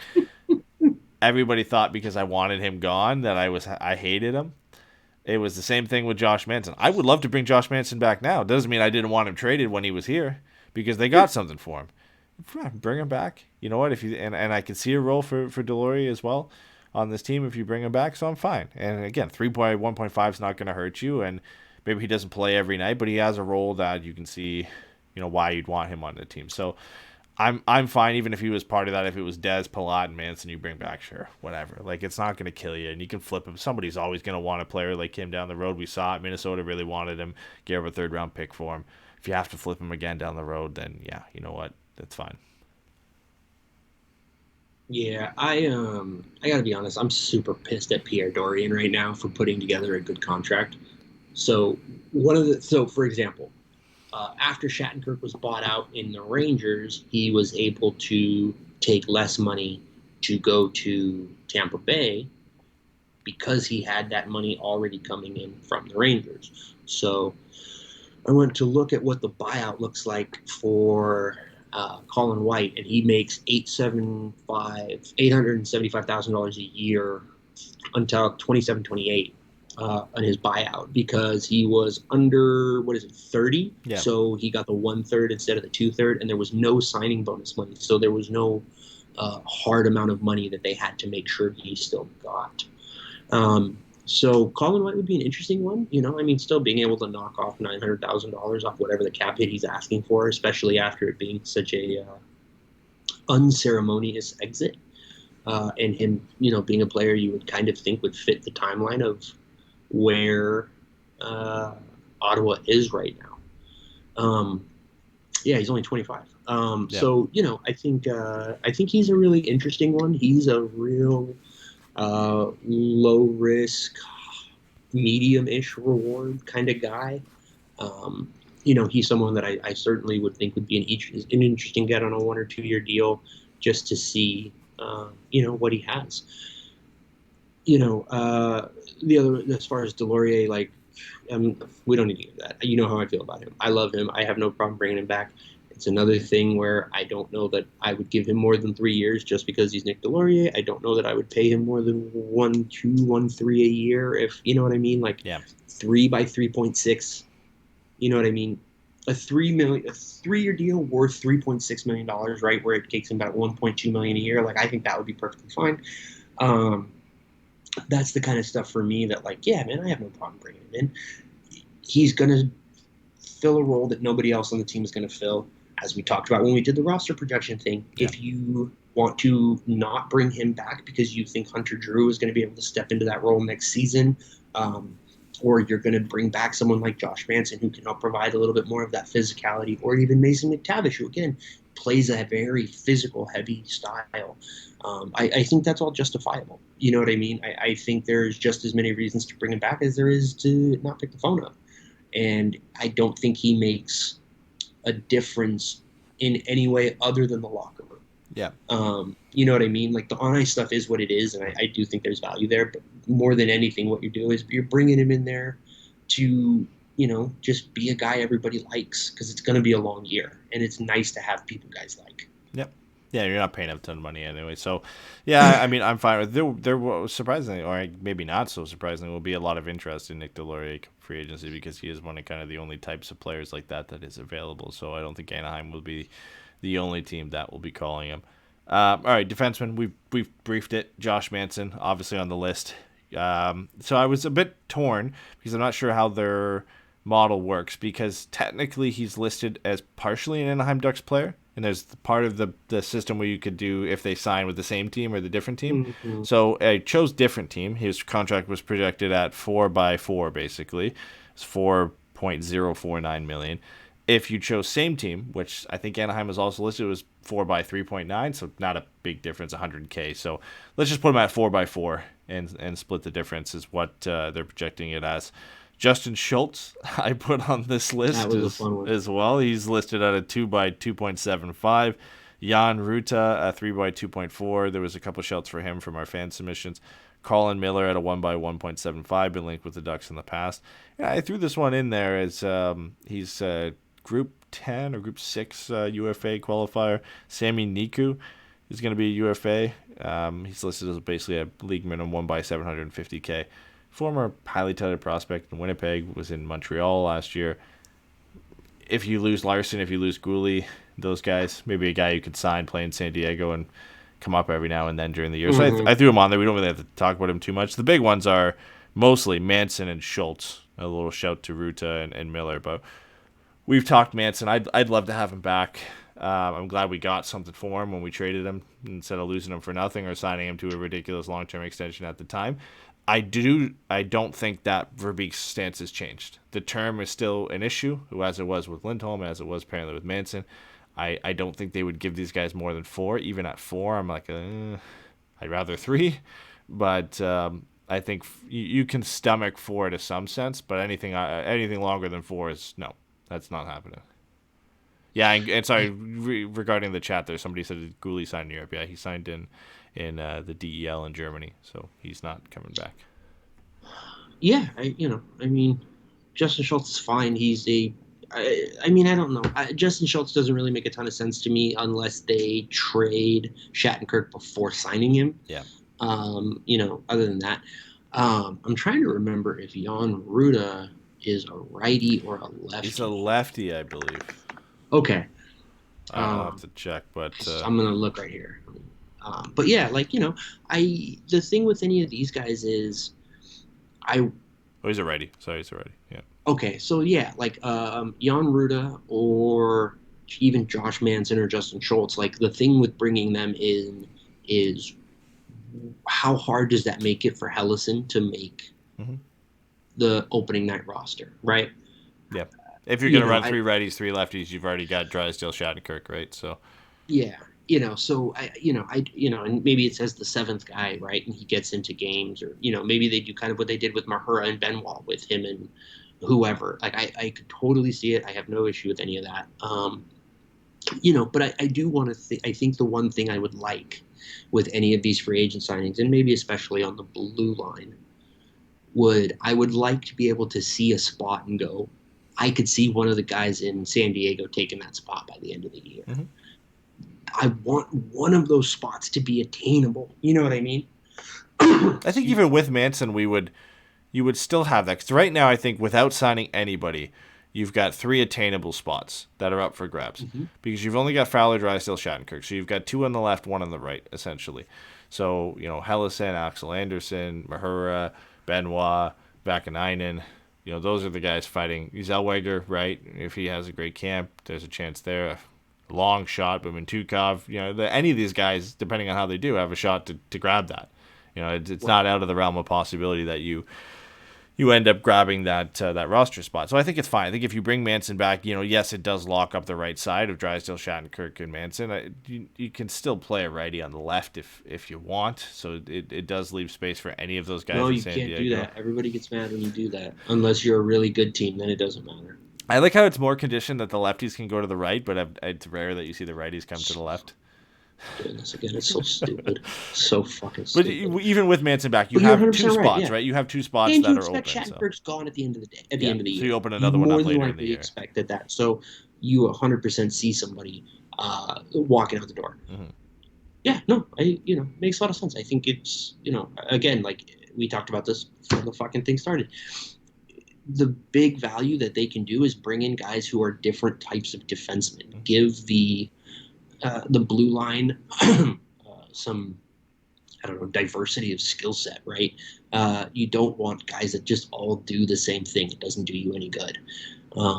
So, I think bringing in a guy like Bruta or bringing in a guy like Manson makes a lot of sense. They're bigger bodies. They're right-handed. They're going to play a more physical front net kind of a role. They're not a guy you're looking at as bringing in, points. They're pretty standard what they are. Yeah, Schultz and Miller don't make a ton of sense because they do profile fairly similar to Drysdale and Shattenkirk in terms of what you're going to get. So, yeah, I agree I think Miller's a little bit more two-way, I would say, than Schultz. But, again, I don't think either of them, are making too much of a difference. Colin Miller's been in some weird places. He was in Vegas. He's been in Buffalo. I'm pretty sure he was in Vancouver. I feel like he was. That's what I was going to say, but I don't know if I'm remembering that correctly. He's been all over the place. Maybe he would like a 2 or 3 year deal at a little bit, less than what he would get at 1 or 2, maybe. Like, maybe like a 3 year by $2 million deal or something like that. Yeah. To just have a little bit of stability. I don't know. I wouldn't be against it. His underlying numbers last time I checked, his underlying numbers were fine. He's not a guy that's going to make your defense core the strongest in the league, but I don't think he's a guy that's going to turn it into the Swiss cheese, right? Mm-hmm. He's a perfectly fine depth defenseman, and I think, kind of the lukewarm reactions we're having to some of these names, I think really highlights what we were talking about at the beginning of the pod. This is where we're at. There aren't going to be a lot of guys coming in that excite you. The most likely way that you're going to get an exciting player in this lineup or added to the lineup for this coming year is trading for somebody's bad contract and picking up a young player in the process. You know what I mean? Like, maybe, what is it? Like Zari for Lucic or something like Zari and Lucic, that kind of a thing. Mm-hmm. Other than that, I don't think you're getting anybody you're going to be too excited about. It's going to be about finding guys who can play roles and be responsible and just kind of add some insulation to the young guys that you're really trying to get as much experience as you can this year. Yep. I love it. King of transitions, because we've transitioned right into the targets for the Ducks via trade.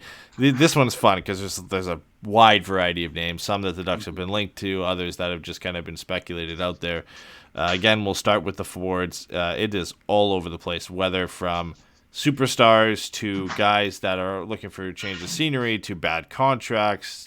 It's a wide variety. So we start at the very top. We look at Matthew Tkachuk, who the name is floated out there as probably for no reason at all. We haven't really talked about him, right? We've never touched on his fit in Anaheim. Yeah, not at all. But with the Flames reportedly trying to give Goodrow 9.5, somebody floated out there that maybe Tkachuk could be on the move. There's no substantial evidence before. We don't need to talk about Tkachuk more because we talked about him a ton. We'd love to have him here. I would definitely give him the 7 by 10.5 if it came to it, is what his projected contract is. Yeah, him so much money. Yeah, it would be a no-brainer. A very popular fan submission was Patrick Laine. His projected contract, which I think makes sense for him, is like a 3 by 6.45 in a sense. Show me you can do it for a couple of years and then you'll get a payday. Again, would need to be pried out of Columbus, which I don't think it's impossible. I think he likes it there. I think he likes his fit there. I think he likes what they're building. But they are a long ways away from all the good drafting and pieces they've had from getting there. I could see it being possible, but it would take a lot. Yeah. The thing I would say, and this is not necessarily anything all that fucking surprising, but like he definitively has the highest goal scoring upside of anybody in that pipeline or in that roster. Yep. And I think similar to how we feel about the idea of him playing with Zegras, they've got KJ, they've got Kent Johnson. He is a really dynamic passer, right? He's a playmaking center. He's a guy who is going to excel on the power play, excel at setting up other guys at even strength, things like that. One of the things that we love the most about Laine is how young he is. It makes a lot of sense to lock him up if they can. If they can make the term and the the cap hit work for both sides.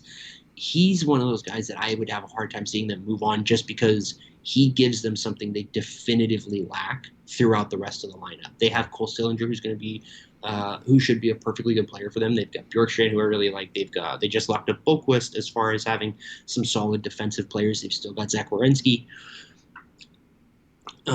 They've got Jake Bean. Like I think they're in a really, really good spot moving forward with the players that they have. And Patrick Laine is a guy that they can lock up now, and he doesn't, he's not going to phase out of the time frame that they're looking at for when they hope to be competing again.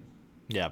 I will say this, and I don't think this should affect your drafting, but does it say anything that Columbus went into that draft at 6-12 and took 2 defensemen in Juracek and Matacek instead of drafting a forward? If you thought there was any chance you were going to lose Patrick Laine with Lekkerimäki and Kemmel and Savoy available at 6, and those types of players that they went out and said, nope, we're taking 2 defensemen. Maybe those are your best players available, and no matter what, whether Laine is staying or not. I think Laine is in the same boat as DeBrincat, that if you were going to move him, you probably moved him before the draft and got some assets there. I don't think you... Yeah, you would have wanted to make a pick with him, for sure. And we've heard nothing. Like, I've heard no rumors whatsoever about Laine. He's been fan-linked to the Ducks in the past just because people think there's absolutely no way you'd want to play in Columbus. I actually think he likes it there. Like, I think he's happy there. I think he knows his role there. I think they like him there, and he can see how him being the focal point there, right? Like you said, there's nobody else there other than Bjorkstrand, but he is kind of above that, where he knows if he stays here, he's the guy they're building around him to be a 40-50 goal scorer. And there's something to be said about, wanting that, the Ovi type thing, right? Where you're the guy. So I don't see him getting moved. Another big name was Martin Necas, who actually has been rumored to be on the move out of Carolina. I really haven't looked into the substantial reasons why, other than he's just potentially could ask for a decent amount of money. The contract projection was 6 by 5.795. So for a team that could be up against the cap, there's no way he's getting that. That's a lot. Yeah.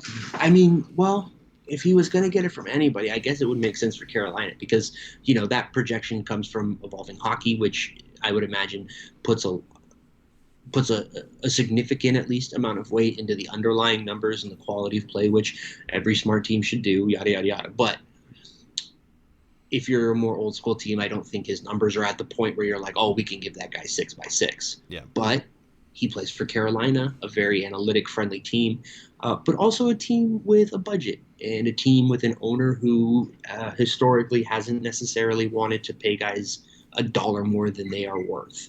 So it could certainly be someone that could be available. It would be Anaheim.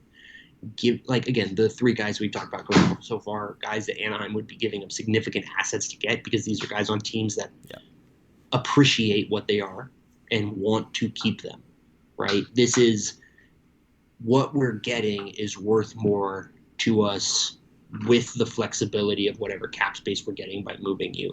Not we need to get these guys out of here. Mm-hmm. We'll get to a couple of those names later on, but yeah, we just get to the same territory we discussed already with Fiala, and is it worth giving up the younger assets we have now and what it would cost to get this guy to bring him in now at this stage?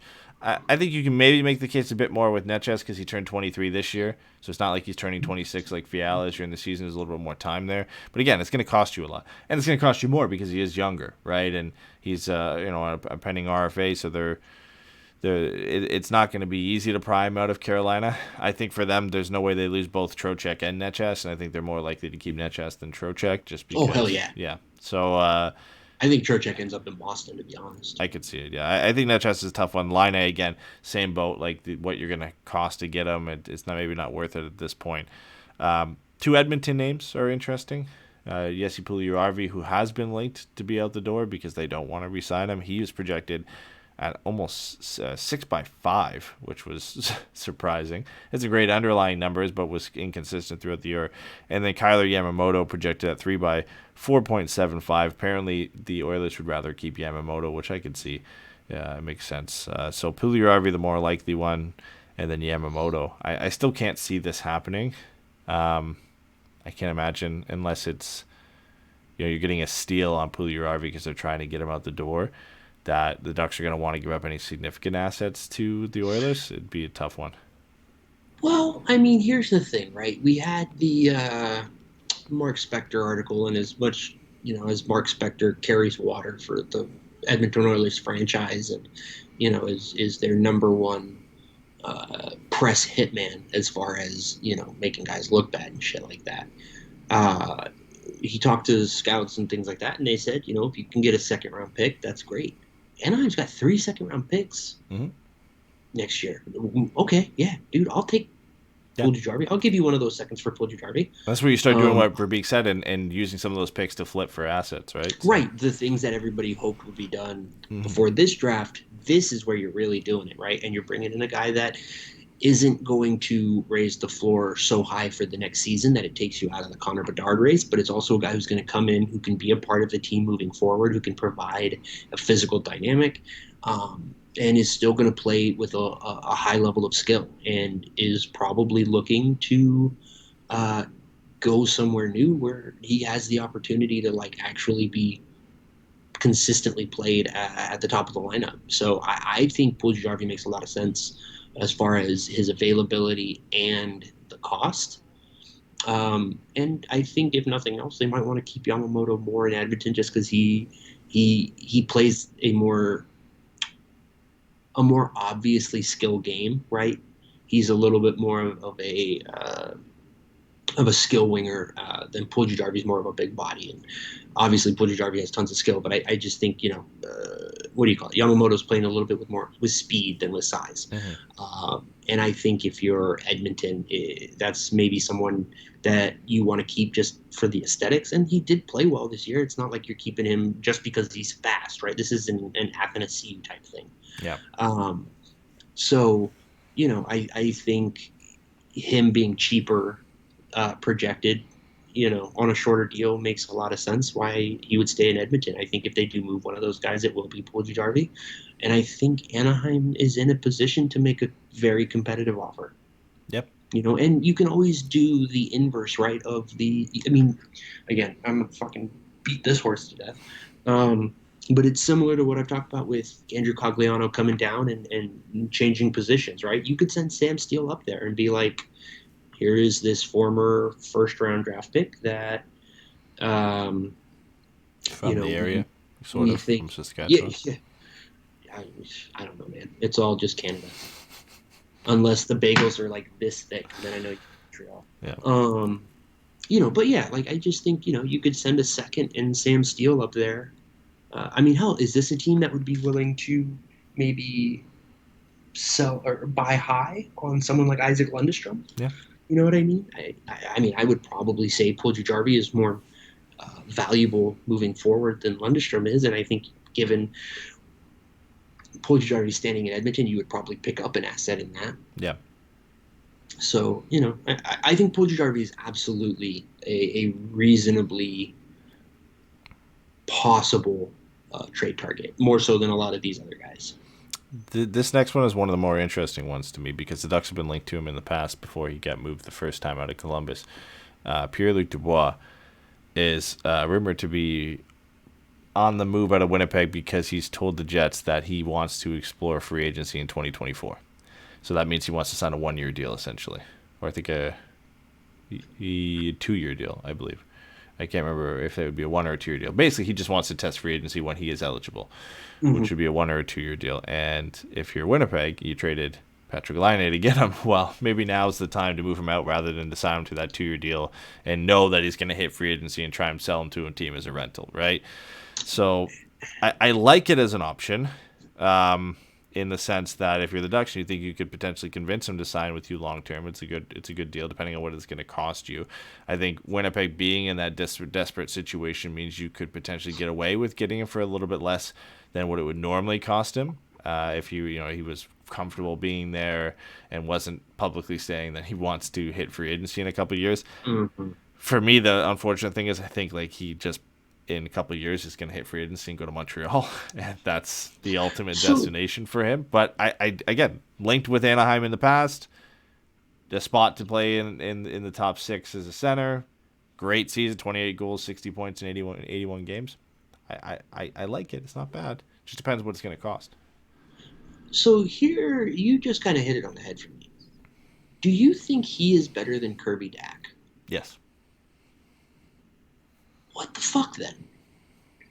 Yeah, if you're Montreal, why didn't you get... Yeah. No. If you're Winnipeg, how do you not make that phone call, right? If you hear that that's out there, how are you not, putting him on the table for that pick? Because Winnipeg needs to blow it up immediately. Anyway, we don't have to talk about other teams. I just think it's just something that struck my mind. I think it's stupid.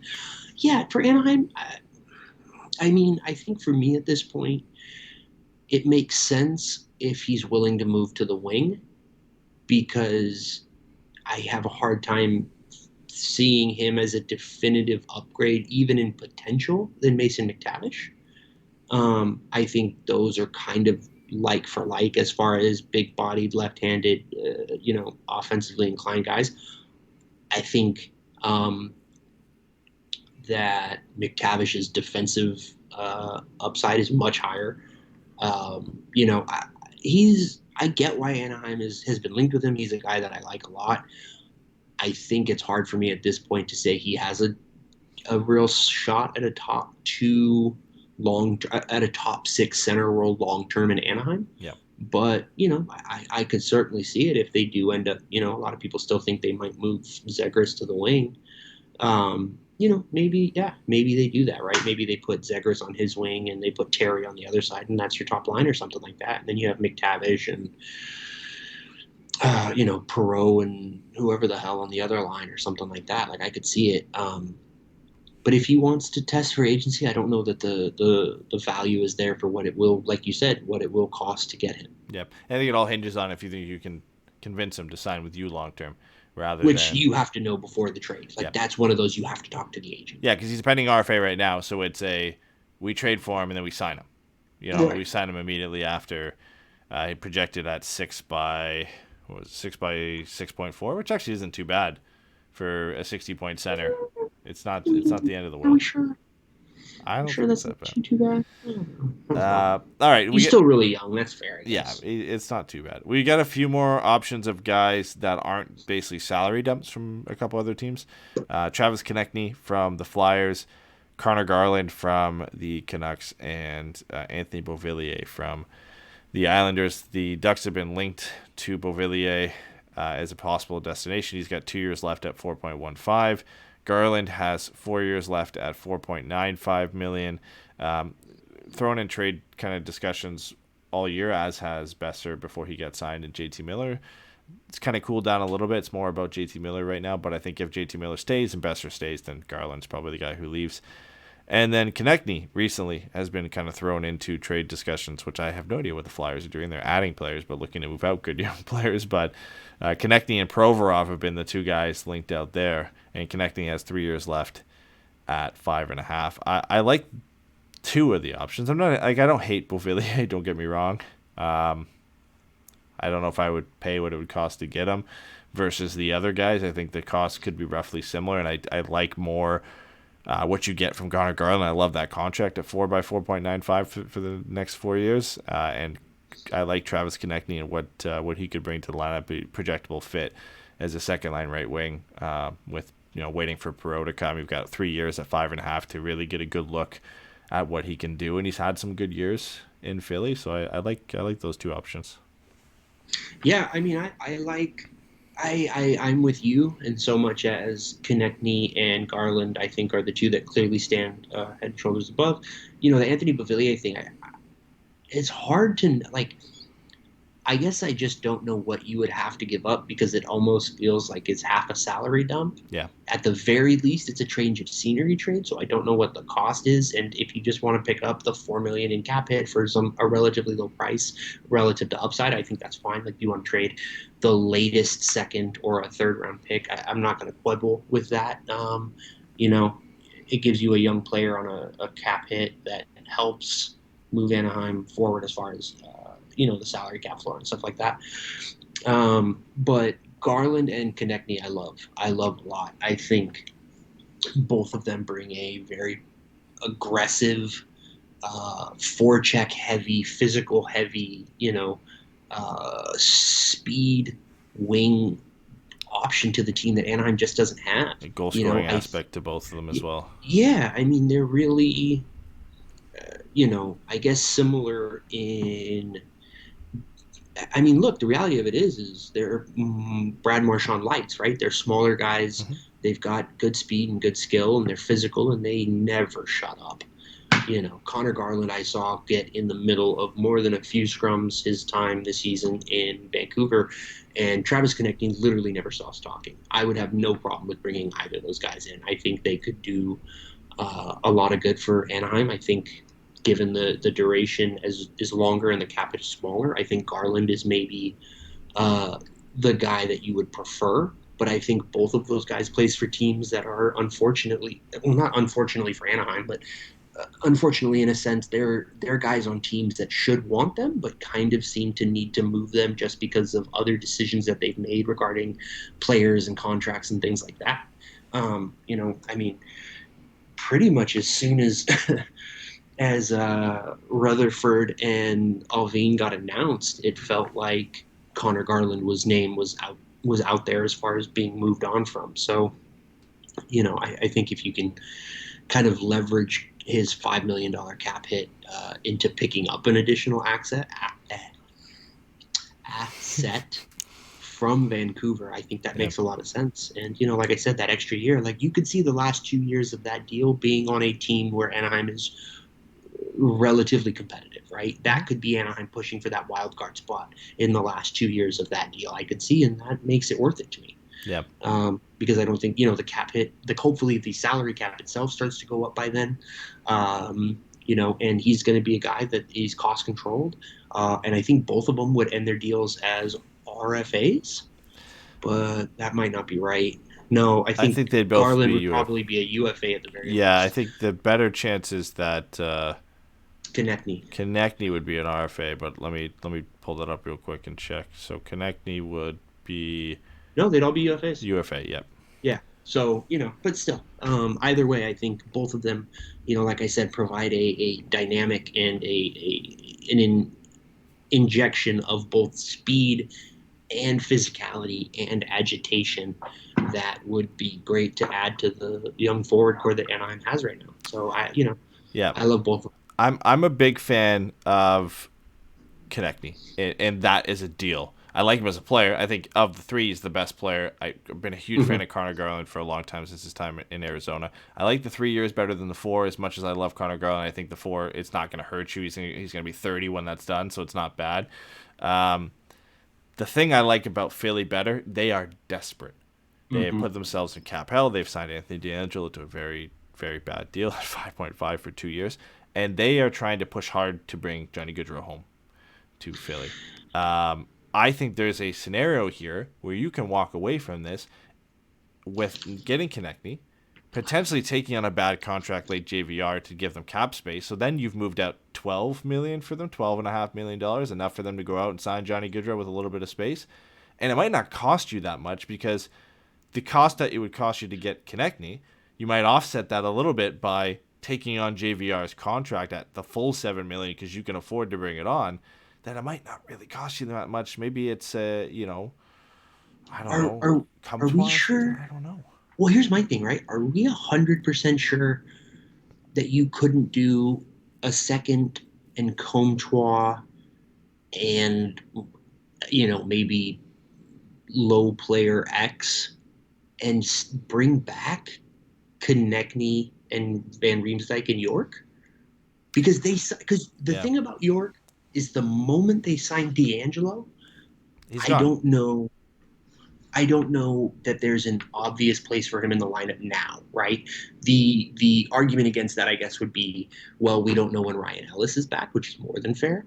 But I could certainly see a world in which, like you said, moving out $12.5 million in cap space is worth moving on from him if you're gonna bring in Johnny Gaudreau. That to me is one of those ones where it's like, if Johnny Gaudreau says yes, this is a deal we make. Yeah. Because it's worth it to bring Johnny Gaudreau in. He immediately adds an offensive dynamic that we do not have on this roster and that none of the three guys that we're giving up would provide, right? It's a weird scenario. You could do both, right? Like where you could do both and bring in a good player and still some salary cap relief for the Flyers and Konechny, but also still have the space to bring in JVR and just dump that space and lower that cost a bit, where Konechny would normally cost you a decent amount of assets because he is a 50 to 60 point winger. But hey, maybe it only costs you Comtois a second and you get another additional piece there, right? Where Comtois fits under their salary. You could even, Comtois on the last year of his deal, you can retain half of it. And he costs them nothing at that point. If you really wanted to, you could do that. JVR becomes a flippable asset at the deadline you could retain half of and ship him out the door. And Konechny's just a good young player you can keep on your roster and add to your top six. I think it's the most logical of scenarios, which means it probably doesn't happen. I don't know how many trades we see where you get that much cap dumped out the door and it's that many working parts. It just feels like with the Flyers' pursuit of Goodrow, they're going to need to do something. They need to move JVR at the least. Well, they need to move JVR and one of Konechny or Provorov, and that's why they're looking at moving those guys out. I think it's a lot easier to say, okay, let's move the two forwards because we're bringing in another forward, right? And that, if they're going to have a lot of defensemen making a lot of money, I think they moved Provorov before Sanheim? Apparently, those are the two names that have been out there. Now, I know Sanheim was out there at one point, but I think it might honestly just be easier for them to move Provorov than Sanheim. And it's longer-term relief on Provorov, right? It's 3 years versus Sanheim's 1 year. And a higher cap hit. Yeah. Because moving Sanheim and JVR, you're just scraping enough to bring in Goodrow. Moving Provorov and JVR or Konechny and JVR, you've got Goodrow's 10.5 or 9.5 plus a few more million to just have some space, right? So I think it makes sense. Now, adding York to that might be tough, but I don't think it's out of the question to add maybe Tyson Forster or something like that. Sure. Maybe not their Forster best prospect. Yeah, exactly. And a goal scoring winger to add to San Diego, it's not bad because he was in that thing where he was eligible for the AHL because of COVID, so he can go right down to San Diego and play with Perreault and those guys down there. So I like that one a lot. I'm going to spend a lot more time looking at that one because I didn't even think of that as a potential double swoop for the Ducks. And that I think that would appease a lot of people. You get the salary dump, you get a good young player in, you potentially get another prospect in, you're utilizing that cap space to your advantage, you're getting flippable assets, like you're using potentially draft picks to get it. Like you're doing all the things Verbeek said all in one. So it would be nice. And it makes, like you said, like it's almost annoying. So this is one of those things where you hear it and you go, oh, that's a pie in the sky fan trade. But this is one of those ones where you think about it, you're like, oh, well, actually I could see a world in which this isn't the craziest idea anybody's ever had. Yeah. I think it's because of their pursuit of Goodrow. It adds that in there, right? Well, and also their fucking commitment to not rebuilding. Yeah. I fucking love Sean Couturier, man. I would very much be very happy for him if they can actually be a competitive team. But, ooh, boy, that's a team that if anybody was willing, honestly, if there was a team that was willing to buy on a guy like Comtois, that's a team I could see doing it. Yeah. Again, retained at 50%, it becomes a no-brainer to throw him in the deal. And for the Flyers to get But even if it's just adding a guy that has, top six upside with a minimal cap hit, minimal risk, I think Comtois would be a guy they would be interested in, even outside of bringing the other stuff back. So I think, like you said, throwing him in becomes a no-brainer. Yeah. Yeah, no, I like that one a lot. We had a couple other cap dumps on here. Patrick Hornquist, 1 year left at 5.3 for the Panthers, who are going to need to move some salary out.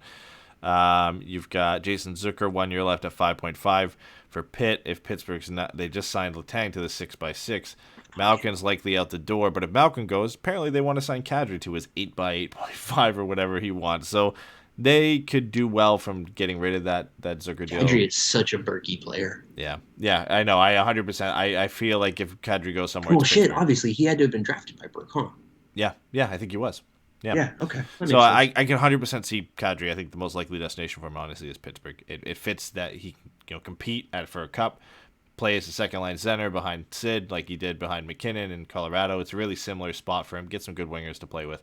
I think it makes sense for him there. But Zucker would be a guy they moved out. We've looked at Zucker before, SoCal native, right? So you could see him come home in a cap dump. Maybe you get some draft picks and Pierre-Olivier Joseph or something like that back. And then Calgary has 2.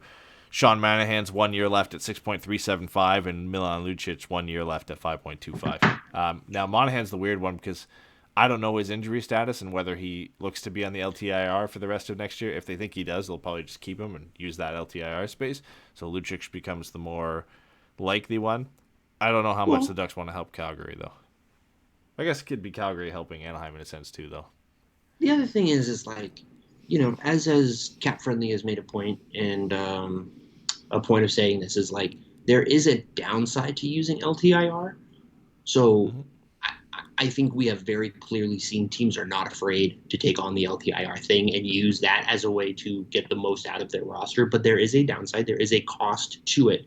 So if he's going to be on LTIR next year, maybe it makes more sense to move him than Lucic at that point. Because you're not actually taking anybody off the roster and you're creating more room. Yep. Like all the legitimate issues with Lucic aside, I think they like what they have, too. I think they like him. You know what I mean? Especially a guy like Daryl Sutter. I do think Daryl Sutter likes having Lucic around. So if they can move a guy like Sean Monahan, maybe they prefer that. Now, we heard when the season was over about how much this team loved Sean Monahan and how much they missed him and all that stuff. But that contract and that injury is still the reality. And if they can move him, it makes a lot of sense. I don't know what they would be giving up. I think it would have to be like a Zari or do they have Nybeck, or is Nybeck in Carolina? Oh, man, I can't remember. I think he's in Carolina, though. But Zari, Peltier, Poirier. Guys like that, right? So that you could potentially that aren't on their roster now, you could bring over. They've got some good. Poirier. Yeah, you remember him? He was one of your favorites. Righty Zellweger, bro. Let's go. So I could see them potentially, being willing because of the stage they're in right now, even losing Goodrow, to free up some of that cap space to go and hopefully make some like a Burakovsky type signing to bring somebody in to replace him. And still make a run at it because they do need to make a run at it. They've got an older roster. Would that be is Calgary not a team that should go after Kadri? Yeah, I think they've been in that mix. Who is, because it's Lindholm and then Backlund, right? So they would be in that mix. And Backlund's fine, but he's not a second line center. No, he's a very good third line center. Monahan hasn't been that dude. The only problem is you pay Backlund $5.35 million to be a third line center potentially, but it is what it is at that point. You can't he's do also, against what it. Is he, 31? 33. Oof. Yeah, so that's the thing. You're giving him, you're paying him the deal that you paid him to be a second line center. You know what I mean? And now he's a third line center, and he's still been pretty good for them. So this is just them moving him down the lineup as the rest of the roster improves around him. Elias Lindholm, that kind of stuff. Yeah, no, Calgary is a really interesting one because I think they don't have a draft pick in this next draft either. So they're a really interesting team as far as what they would need to give up to move some of these guys. They got a first and a second. They've got a first and a second. For this upcoming draft? Yep, 2023. They got a first and a second according to Cap Friendly. But like we said, they got some nice young pieces. Coronado is a guy I forgot. I really like him. Played with Thrun at Harvard. Chicago Steel product, I believe, played with Colangelo as well when he was with the Steel, so familiar with some of the Ducks prospects. They had played with Ian Moore. Wait, Frank Coronado? No, Matthew Coronado. Oh, Yeah. Oh no, Coronado's the dude that signed that terrible contract. Yes, Frankie Corrado, right? Yeah. The Toronto deal. And then he was in the. Oh my God, that's right. He got sent to Ottawa in the Zaitsev deal, and then they sent Zaitsev for Stone. Mm-hmm. That's right. Okay. Yeah. Sorry, putting it all together. No, but he's really good too. He's one of their top rosters. It might be tough to bring him out there, but a good kind of scoring winger. So I wouldn't mind that. But some good options for the Ducks. That Flyers one is just too crazy for me to not love it. So I could really see that one getting pulled off. And man, if you could, I think it's a stretch, but if you could somehow make it connect JVR and York, that's a dream. That's a dream scenario right there. That'd be it. And then just flipping JVR for a second at the deadline to just offset whatever you lost, essentially. So yeah. I mean, that would be like off-season winning level. Yeah. You add a dynamic defenseman like Cam York. You add a young, good top 6 forward, if you want to say top 9 forward in Travis Konechny, and you're adding an asset. You're at Kevin. And York plays next year in that Ducks. Like he that's played the this year. Yeah, So, I know. Yeah, and he plays for sure. So I'm just gonna stop thinking about it because I'm gonna be disappointed when it doesn't happen. So. All right, so moving on to our defensemen. This wraps up the last portion of the show here. So I know we're gonna push to 3 hours again because we always do, but Jesus Christ, it is what it is. We did spend 45 minutes just bitching about the Ducks fan base in the beginning of this episode. Yeah, because we had to, because we spent 40 minutes before the podcast talking about the same thing. So. Some of the other names that, again, it's a mixture of some young guys that are pending RFAs to some cap dumps and a few different other moves. The big name, Jacob Chychrun, one that I'm not going to continue to talk about. 3 years at $4.6 million. The Arizona Coyotes I guarantee they're going to move him to somebody. The offer, from what we last heard way back at the deadline, was like 4 first-round picks area, like either some picks and former first-round picks and prospects and that type of thing. So that's just. I don't think that one's happening. That's beyond what the Ducks can do at this point. Now, despite what we said, the Ducks shouldn't move these prospects out for these types of guys. Chychrun is a little bit of an exception because of his age, right? That you could make a case for it. It just and the efficacy of defensemen longer, I think, right? You can see top pairing defensemen being more effective longer than a top 6 forward. But for Anaheim, for the cost, it doesn't. For me, like if you're moving 2023 first and then Zellweger and maybe Pastro, at that point, it doesn't make sense for them. Whereas like the Kings, if it's 2023 first, Turcotte and some Helga Grands, you could say okay, sure, because they're at a point where like that makes them legitimate to add a guy like that, and he's still young enough and fits them under the cap that it makes sense. As much as I hate to say it, like I don't want to see him in LA, it is a deal that the player profile makes sense. The cost probably doesn't make sense for the Ducks right now where they are. The other bigger names that were kind of salary dumps we'd mentioned, in Provorov was one, 3 years at 6.75. Marcus Pettersson, 3 years at 4. And John Marino, 5 years at 4.4. Guys that are cap dumps technically by those teams because they're looking to dump salary, but are still valuable players that you can stick in your lineup. I think my favorite is Marino. We've talked about him before. I think 5 years at 4.4 is nice. You do that if you're not bringing Josh Manson back, though. There's no way to fit them all in if you bring Josh Manson back. And I don't think you want to pay Josh the 4.4. The 4x4 and then Marino 5 by 4.4. That's a kind of a tough look to say. Where do these guys fit? Right? It doesn't make too much sense at that point. Yeah, I said this on Twitter. Like I think Marcus Pettersson in Pittsburgh is the guy to go after, just because they seem to be, one, undervaluing him, and two, more inclined to get him out. Mm-hmm. If you can go get John Marino, fucking go do it, then your right side is pretty much set at that point, because now you've got Drysdale, Marino, and then Hellison, Warren, any of those guys, you hope pops, and then that's your answer. But I think Pettersson would be great. He's got some term left. He's still young. He's only like 26 years old. Yep. So, the duration of the contract still keeps him in his best years. Tyler Myers is a really interesting one, just because, again, Vancouver's in a spot where they need to move stuff out. Yeah, except they think they can get something for him. I don't understand that. That's the one that doesn't make any sense to me, is that they think they can get an asset for him. And if they haven't dumped him yet, then maybe that's true. Maybe there is a way that, but like fucking A. You're only getting an asset for him if you're retaining 30 or 50% of that, moving him at a 1 year by 3, and then maybe you can ask it. Yeah, exactly. Then you're not dumping the cap space. You're eliminating $3 million to get a second round pick. Well, when you could just get him out the door for like a third, or something like that. So right. So, and then the other one that I've been a big fan of is Eric Johnson. I think with the way that this season ended, and he was great this year, so I get if they have no interest in moving him, right? He's a leader on that team, too. He's a leader, and, he does a great job in the role that he's asked for that team. So I get it if they would rather just let him be what it is and, have him walk out the door at the end of next year. I don't think anybody would begrudge him that. But I could also see if they said, hey, how do you feel about going to Southern California? Maybe, Manson's like, oh no, it was great. I loved it there, and so, that kind of stuff. But Eric Johnson would be one I would be really interested in, because if for no other reason, I would love to see what they would get from Colorado for taking that deal on. Yeah. Because I don't think Colorado is pressed necessarily right now, unless they want to make sure they bring back one of Kadri or Burakovsky. I don't think they're pressed right now. I think they've got a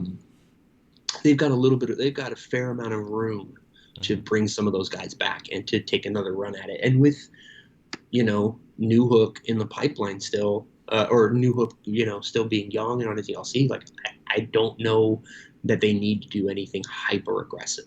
Yeah, I don't think so. I think they're going to bring back one of Burakovsky, Nichushkin, and Kadri. I think it's going to be Nichushkin who ends up coming back. So I think they're okay with letting Burakovsky and Kadri walk. And then you're right. Like, if they do that, they're not in a desperate position to really dump EJ out the door.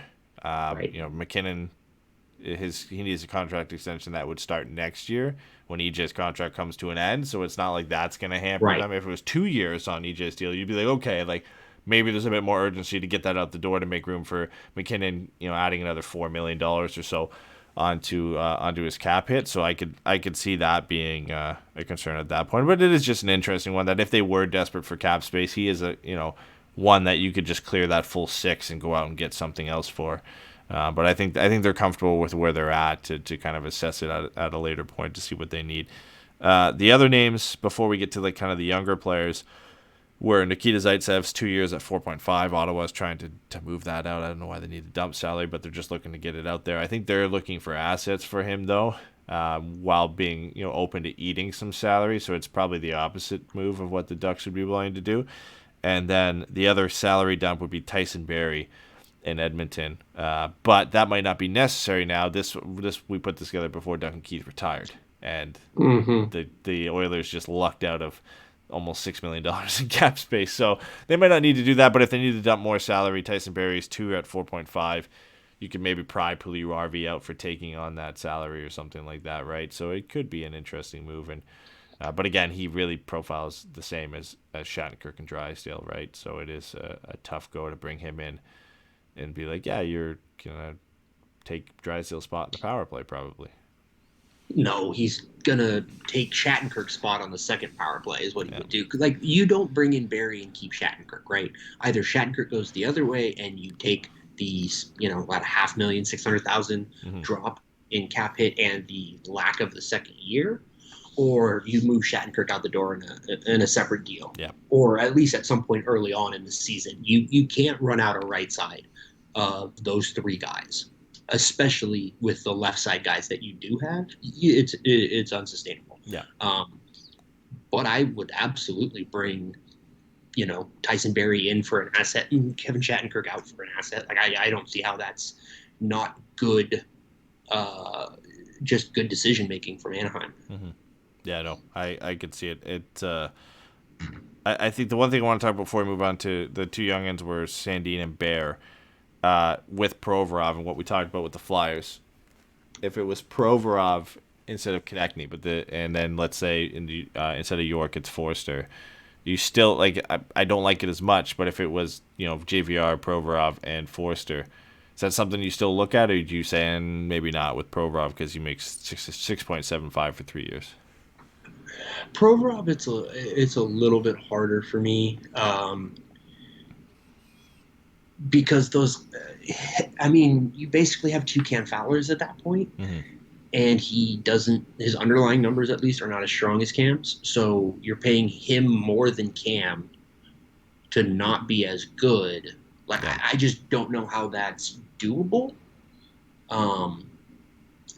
Depending on what the assets you're getting back, right? If you're picking up a pick in that one, right? Yeah. Or something like that, I can certainly see it. I think in a lot of ways it makes more sense for Philadelphia. So maybe it's easier for you to get more out of Philadelphia. Yeah. But it is a little bit harder for me to eat those last 2 years of that Provorov deal, because Cam Fowler's going to have he's got another 4 years left on his deal after this one. Yes. Yeah. Yeah. So, Yeah, and I think they're moving Cam Fowler, so I don't know why you bring in Provorov. I think the thing too is you can see the longer term fit easier for Konechny than you can Provorov, right? And later on, Provorov at the end of those 3 years deal, unless he takes a huge step forward, it's like, okay, at that point we're ready for Mintyukov, we're ready for Zellweger, we're ready for our young guys, Thrawn and Lacombe and those guys to step in. Where it's like, okay, we brought in Provorov, and then we can't really use him now, right? There's just no room for him. Where Konechny, like, I could see the fit with the prospects we have. We need wingers in the system, and he's the type of guy you could bring in and still have a valuable role in 3 years, and you could say, okay, yeah, even if Perreault comes up and Pastujov come up, there's still a spot for him, right? He's not, he's not blocking anybody or whatever. At least with the prospects we have now, like, you can see a path for him to stay as part of this team in the future. With Provorov, it becomes a little bit more difficult with, especially the defensemen the Ducks added in this draft, but to add to the ones they already have, it does make it a little bit tougher to do that. I think the return would have to be a little bit higher in terms of little, future assets that you'd be getting in that point. Because then Provorov's more of a cap dump than he is like an asset like Konechny is. He still is an asset. He still makes this team better, but it does feel a bit more of a cap dump, especially with that higher cap at almost being $7 million, right? So. If Anaheim was going to take on a defensive contract with term from Philly, I would rather take Ryan Ellis than Provorov. Yeah. And I know that sounds silly, but he plays the right-hand side. I think his game has a lot of value, and if he gets healthy, that could work really well. And if not, then he's on LTIR forever or whatever. I would rather probably, especially for what you would get for taking that contract on, I think I would much rather have Ellis than Provorov at this point, which is fucking stupid to say out loud, but I think it's true. Yeah, no, I could see it. Okay, the other two younger guys we had, Ethan Bear, rumored to be available from Carolina. Pending RFA, projected contract of 2 by 2.5, which I think fits, kind of a show me deal. And then Rasmus Sandin, not so much rumored out of Toronto, other than they're just not on the same page with his role and what he wants next year versus what the team wants. They feel like they can't guarantee him a guaranteed role in their top 6 defensemen because of the guys that they have. They brought back Giordano, they've got Brody, they've got Muzzin, they've got Riley, they've got Justin Hall. Like it's tough for them to say, okay, you're going to be guaranteed a spot, and he wants that. So eventually that could kind of result in a trade. I think if that does happen in Toronto, like that was more speculation of who could the Ducks get if John Gibson went to Toronto, and that kind of got squashed today with, in a sense, with his agent coming out, or Nick Kyprios suggesting that his agent said that he has no interest whatsoever going to Toronto. For me, that comment felt more of a double down in the sense that like he hasn't asked for a trade, he's not going anywhere. I don't think it happens anyway, but Sandin felt like a nice piece potentially if the Ducks could get him out there, because he did. His underlying numbers were very good in terms of his transition game and puck possession game. And he's young enough that he, again, just like York, can play next year. You can see where he fits in the top 4. You can give him that role he wants as a top 4 defenseman, whether it's playing with Drysdale or playing with Shattenkirk or something like that. He'd be the second guy behind Fowler, so you give him that opportunity. And then Ethan Bear I like because he profiles different to Shattenkirk and Drysdale, and you like him a lot as a guy that you could bring in, and what he provides. He's young enough to be a nice piece of this core in the future. And when you look at the right side of the defense, the Ducks don't have a lot of guys ready and near the next level. They kind of just drafted those 2 guys who would be like the next step as Warren and Leno as guys who could fill in on the right side. So it would be nice to get a guy like Bear that it's Drysdale and Bear, and then when you move on from Shattenkirk, it's not just Drysdale, right? You've got another guy on that right side. So I do like that one as an option too. Yeah, I like Bear a lot. I think he would be good. I think he's got good size. He skates well. He drives offense. I think he's absolutely a player that could be could be very valuable to Anaheim. And it sounds like, there doesn't seem to be much of a fit for him in Carolina moving forward.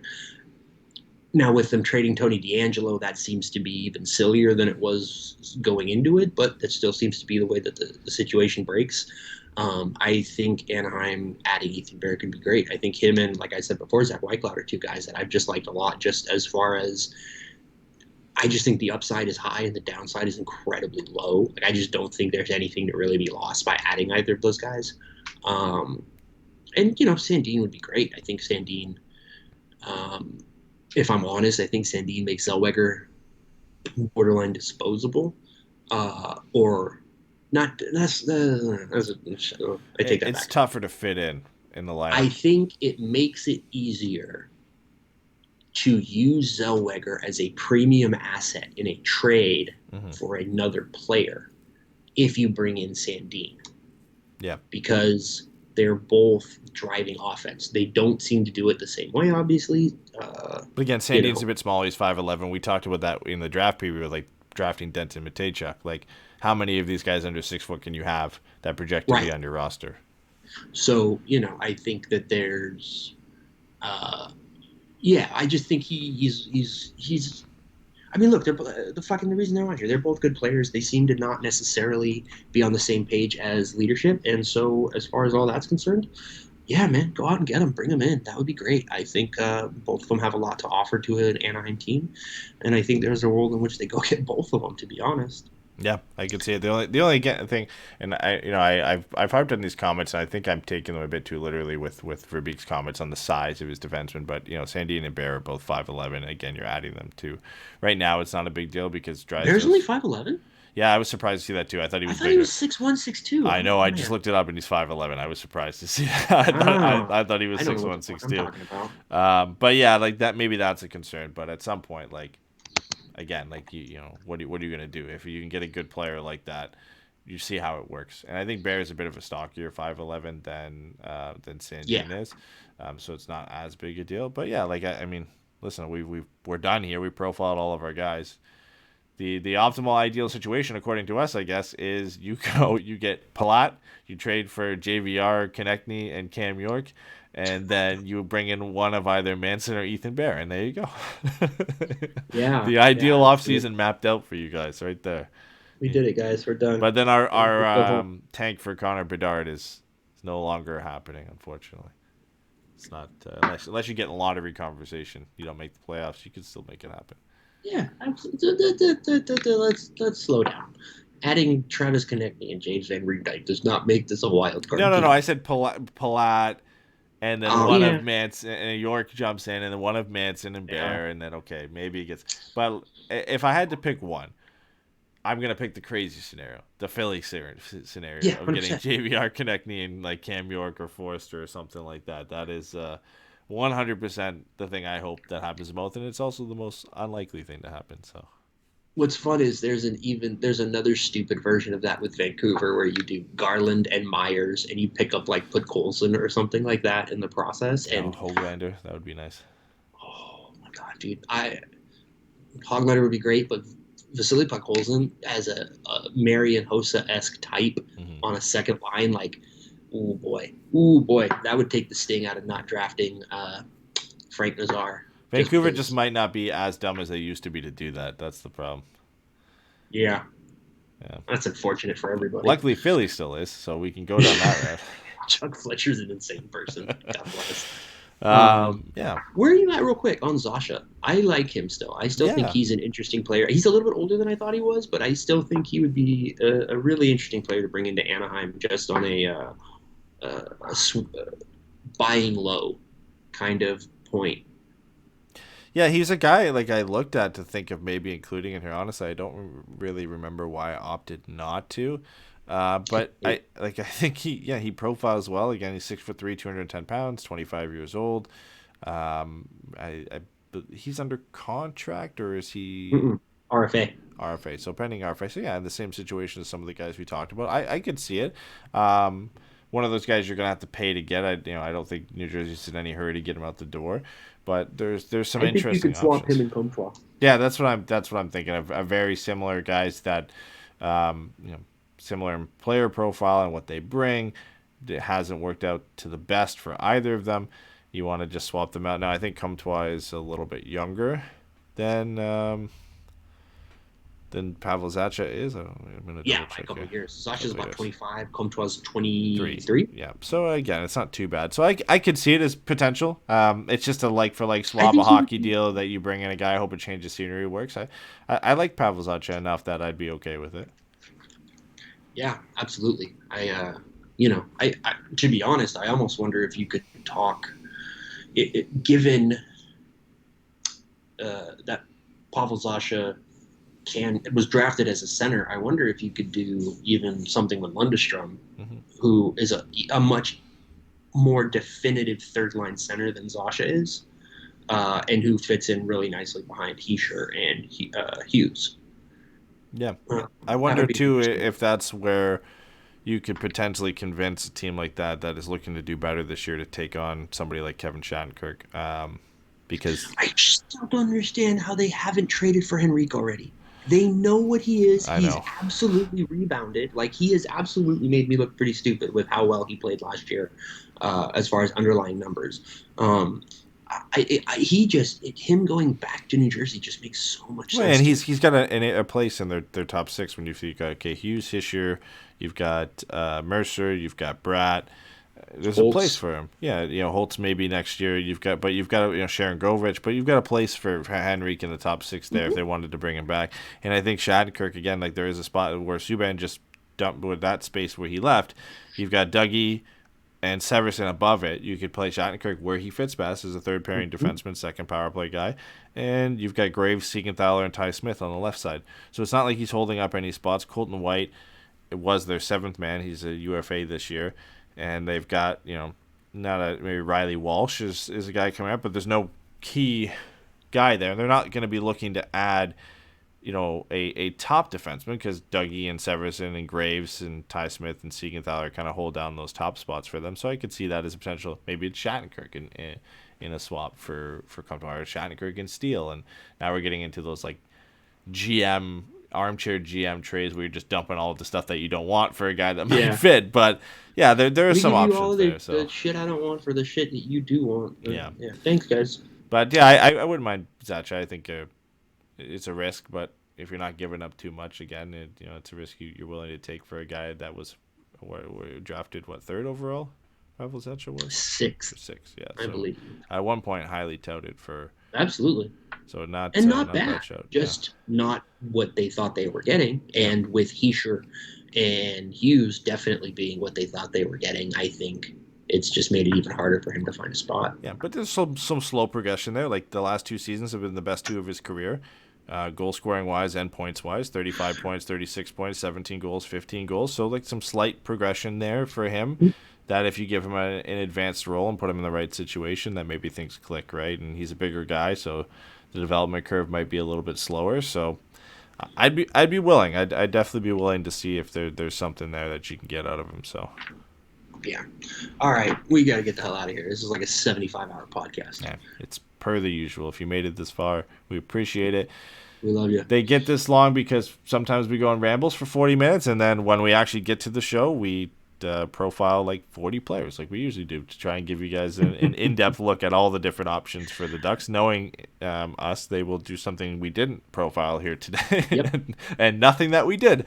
That's usually how it goes. But again, I want to thank everybody for the submissions, for your thoughts. Obviously, I didn't get to read them all off, but for everybody who put in their submissions of what you wanted the Ducks to do this offseason, Facebook, Twitter, Reddit, we really appreciate it. You guys just engaging with us and putting this content out. I hope you got through this entire show and enjoyed it. The only thing we didn't touch on that was suggested a lot, probably more than anything else, was to trade John Gibson, because we have covered that 1,000 different times. So if you want to hear our talk on trading John Gibson, just go listen to like any of the three previous shows before this, and I'm sure it gets mentioned at some point in there. But that will do it for today's episode. What we got planned for upcoming shows, obviously our draft preview, we're going to get out as soon as we can. Review, not preview. Oh, yeah, sorry, review. God, not another preview. Okay, no. Another 4 hours on guys they could have drafted. Yeah, our early 5-hour preview of the 2023 draft. So, no. Connor Bedard, is he actually fifth in our rankings? My column. Yeah, but draft review with a guest. We have one slotted. We're just waiting for them to get back from Montreal and be able to kind of sit down and see what time works for them.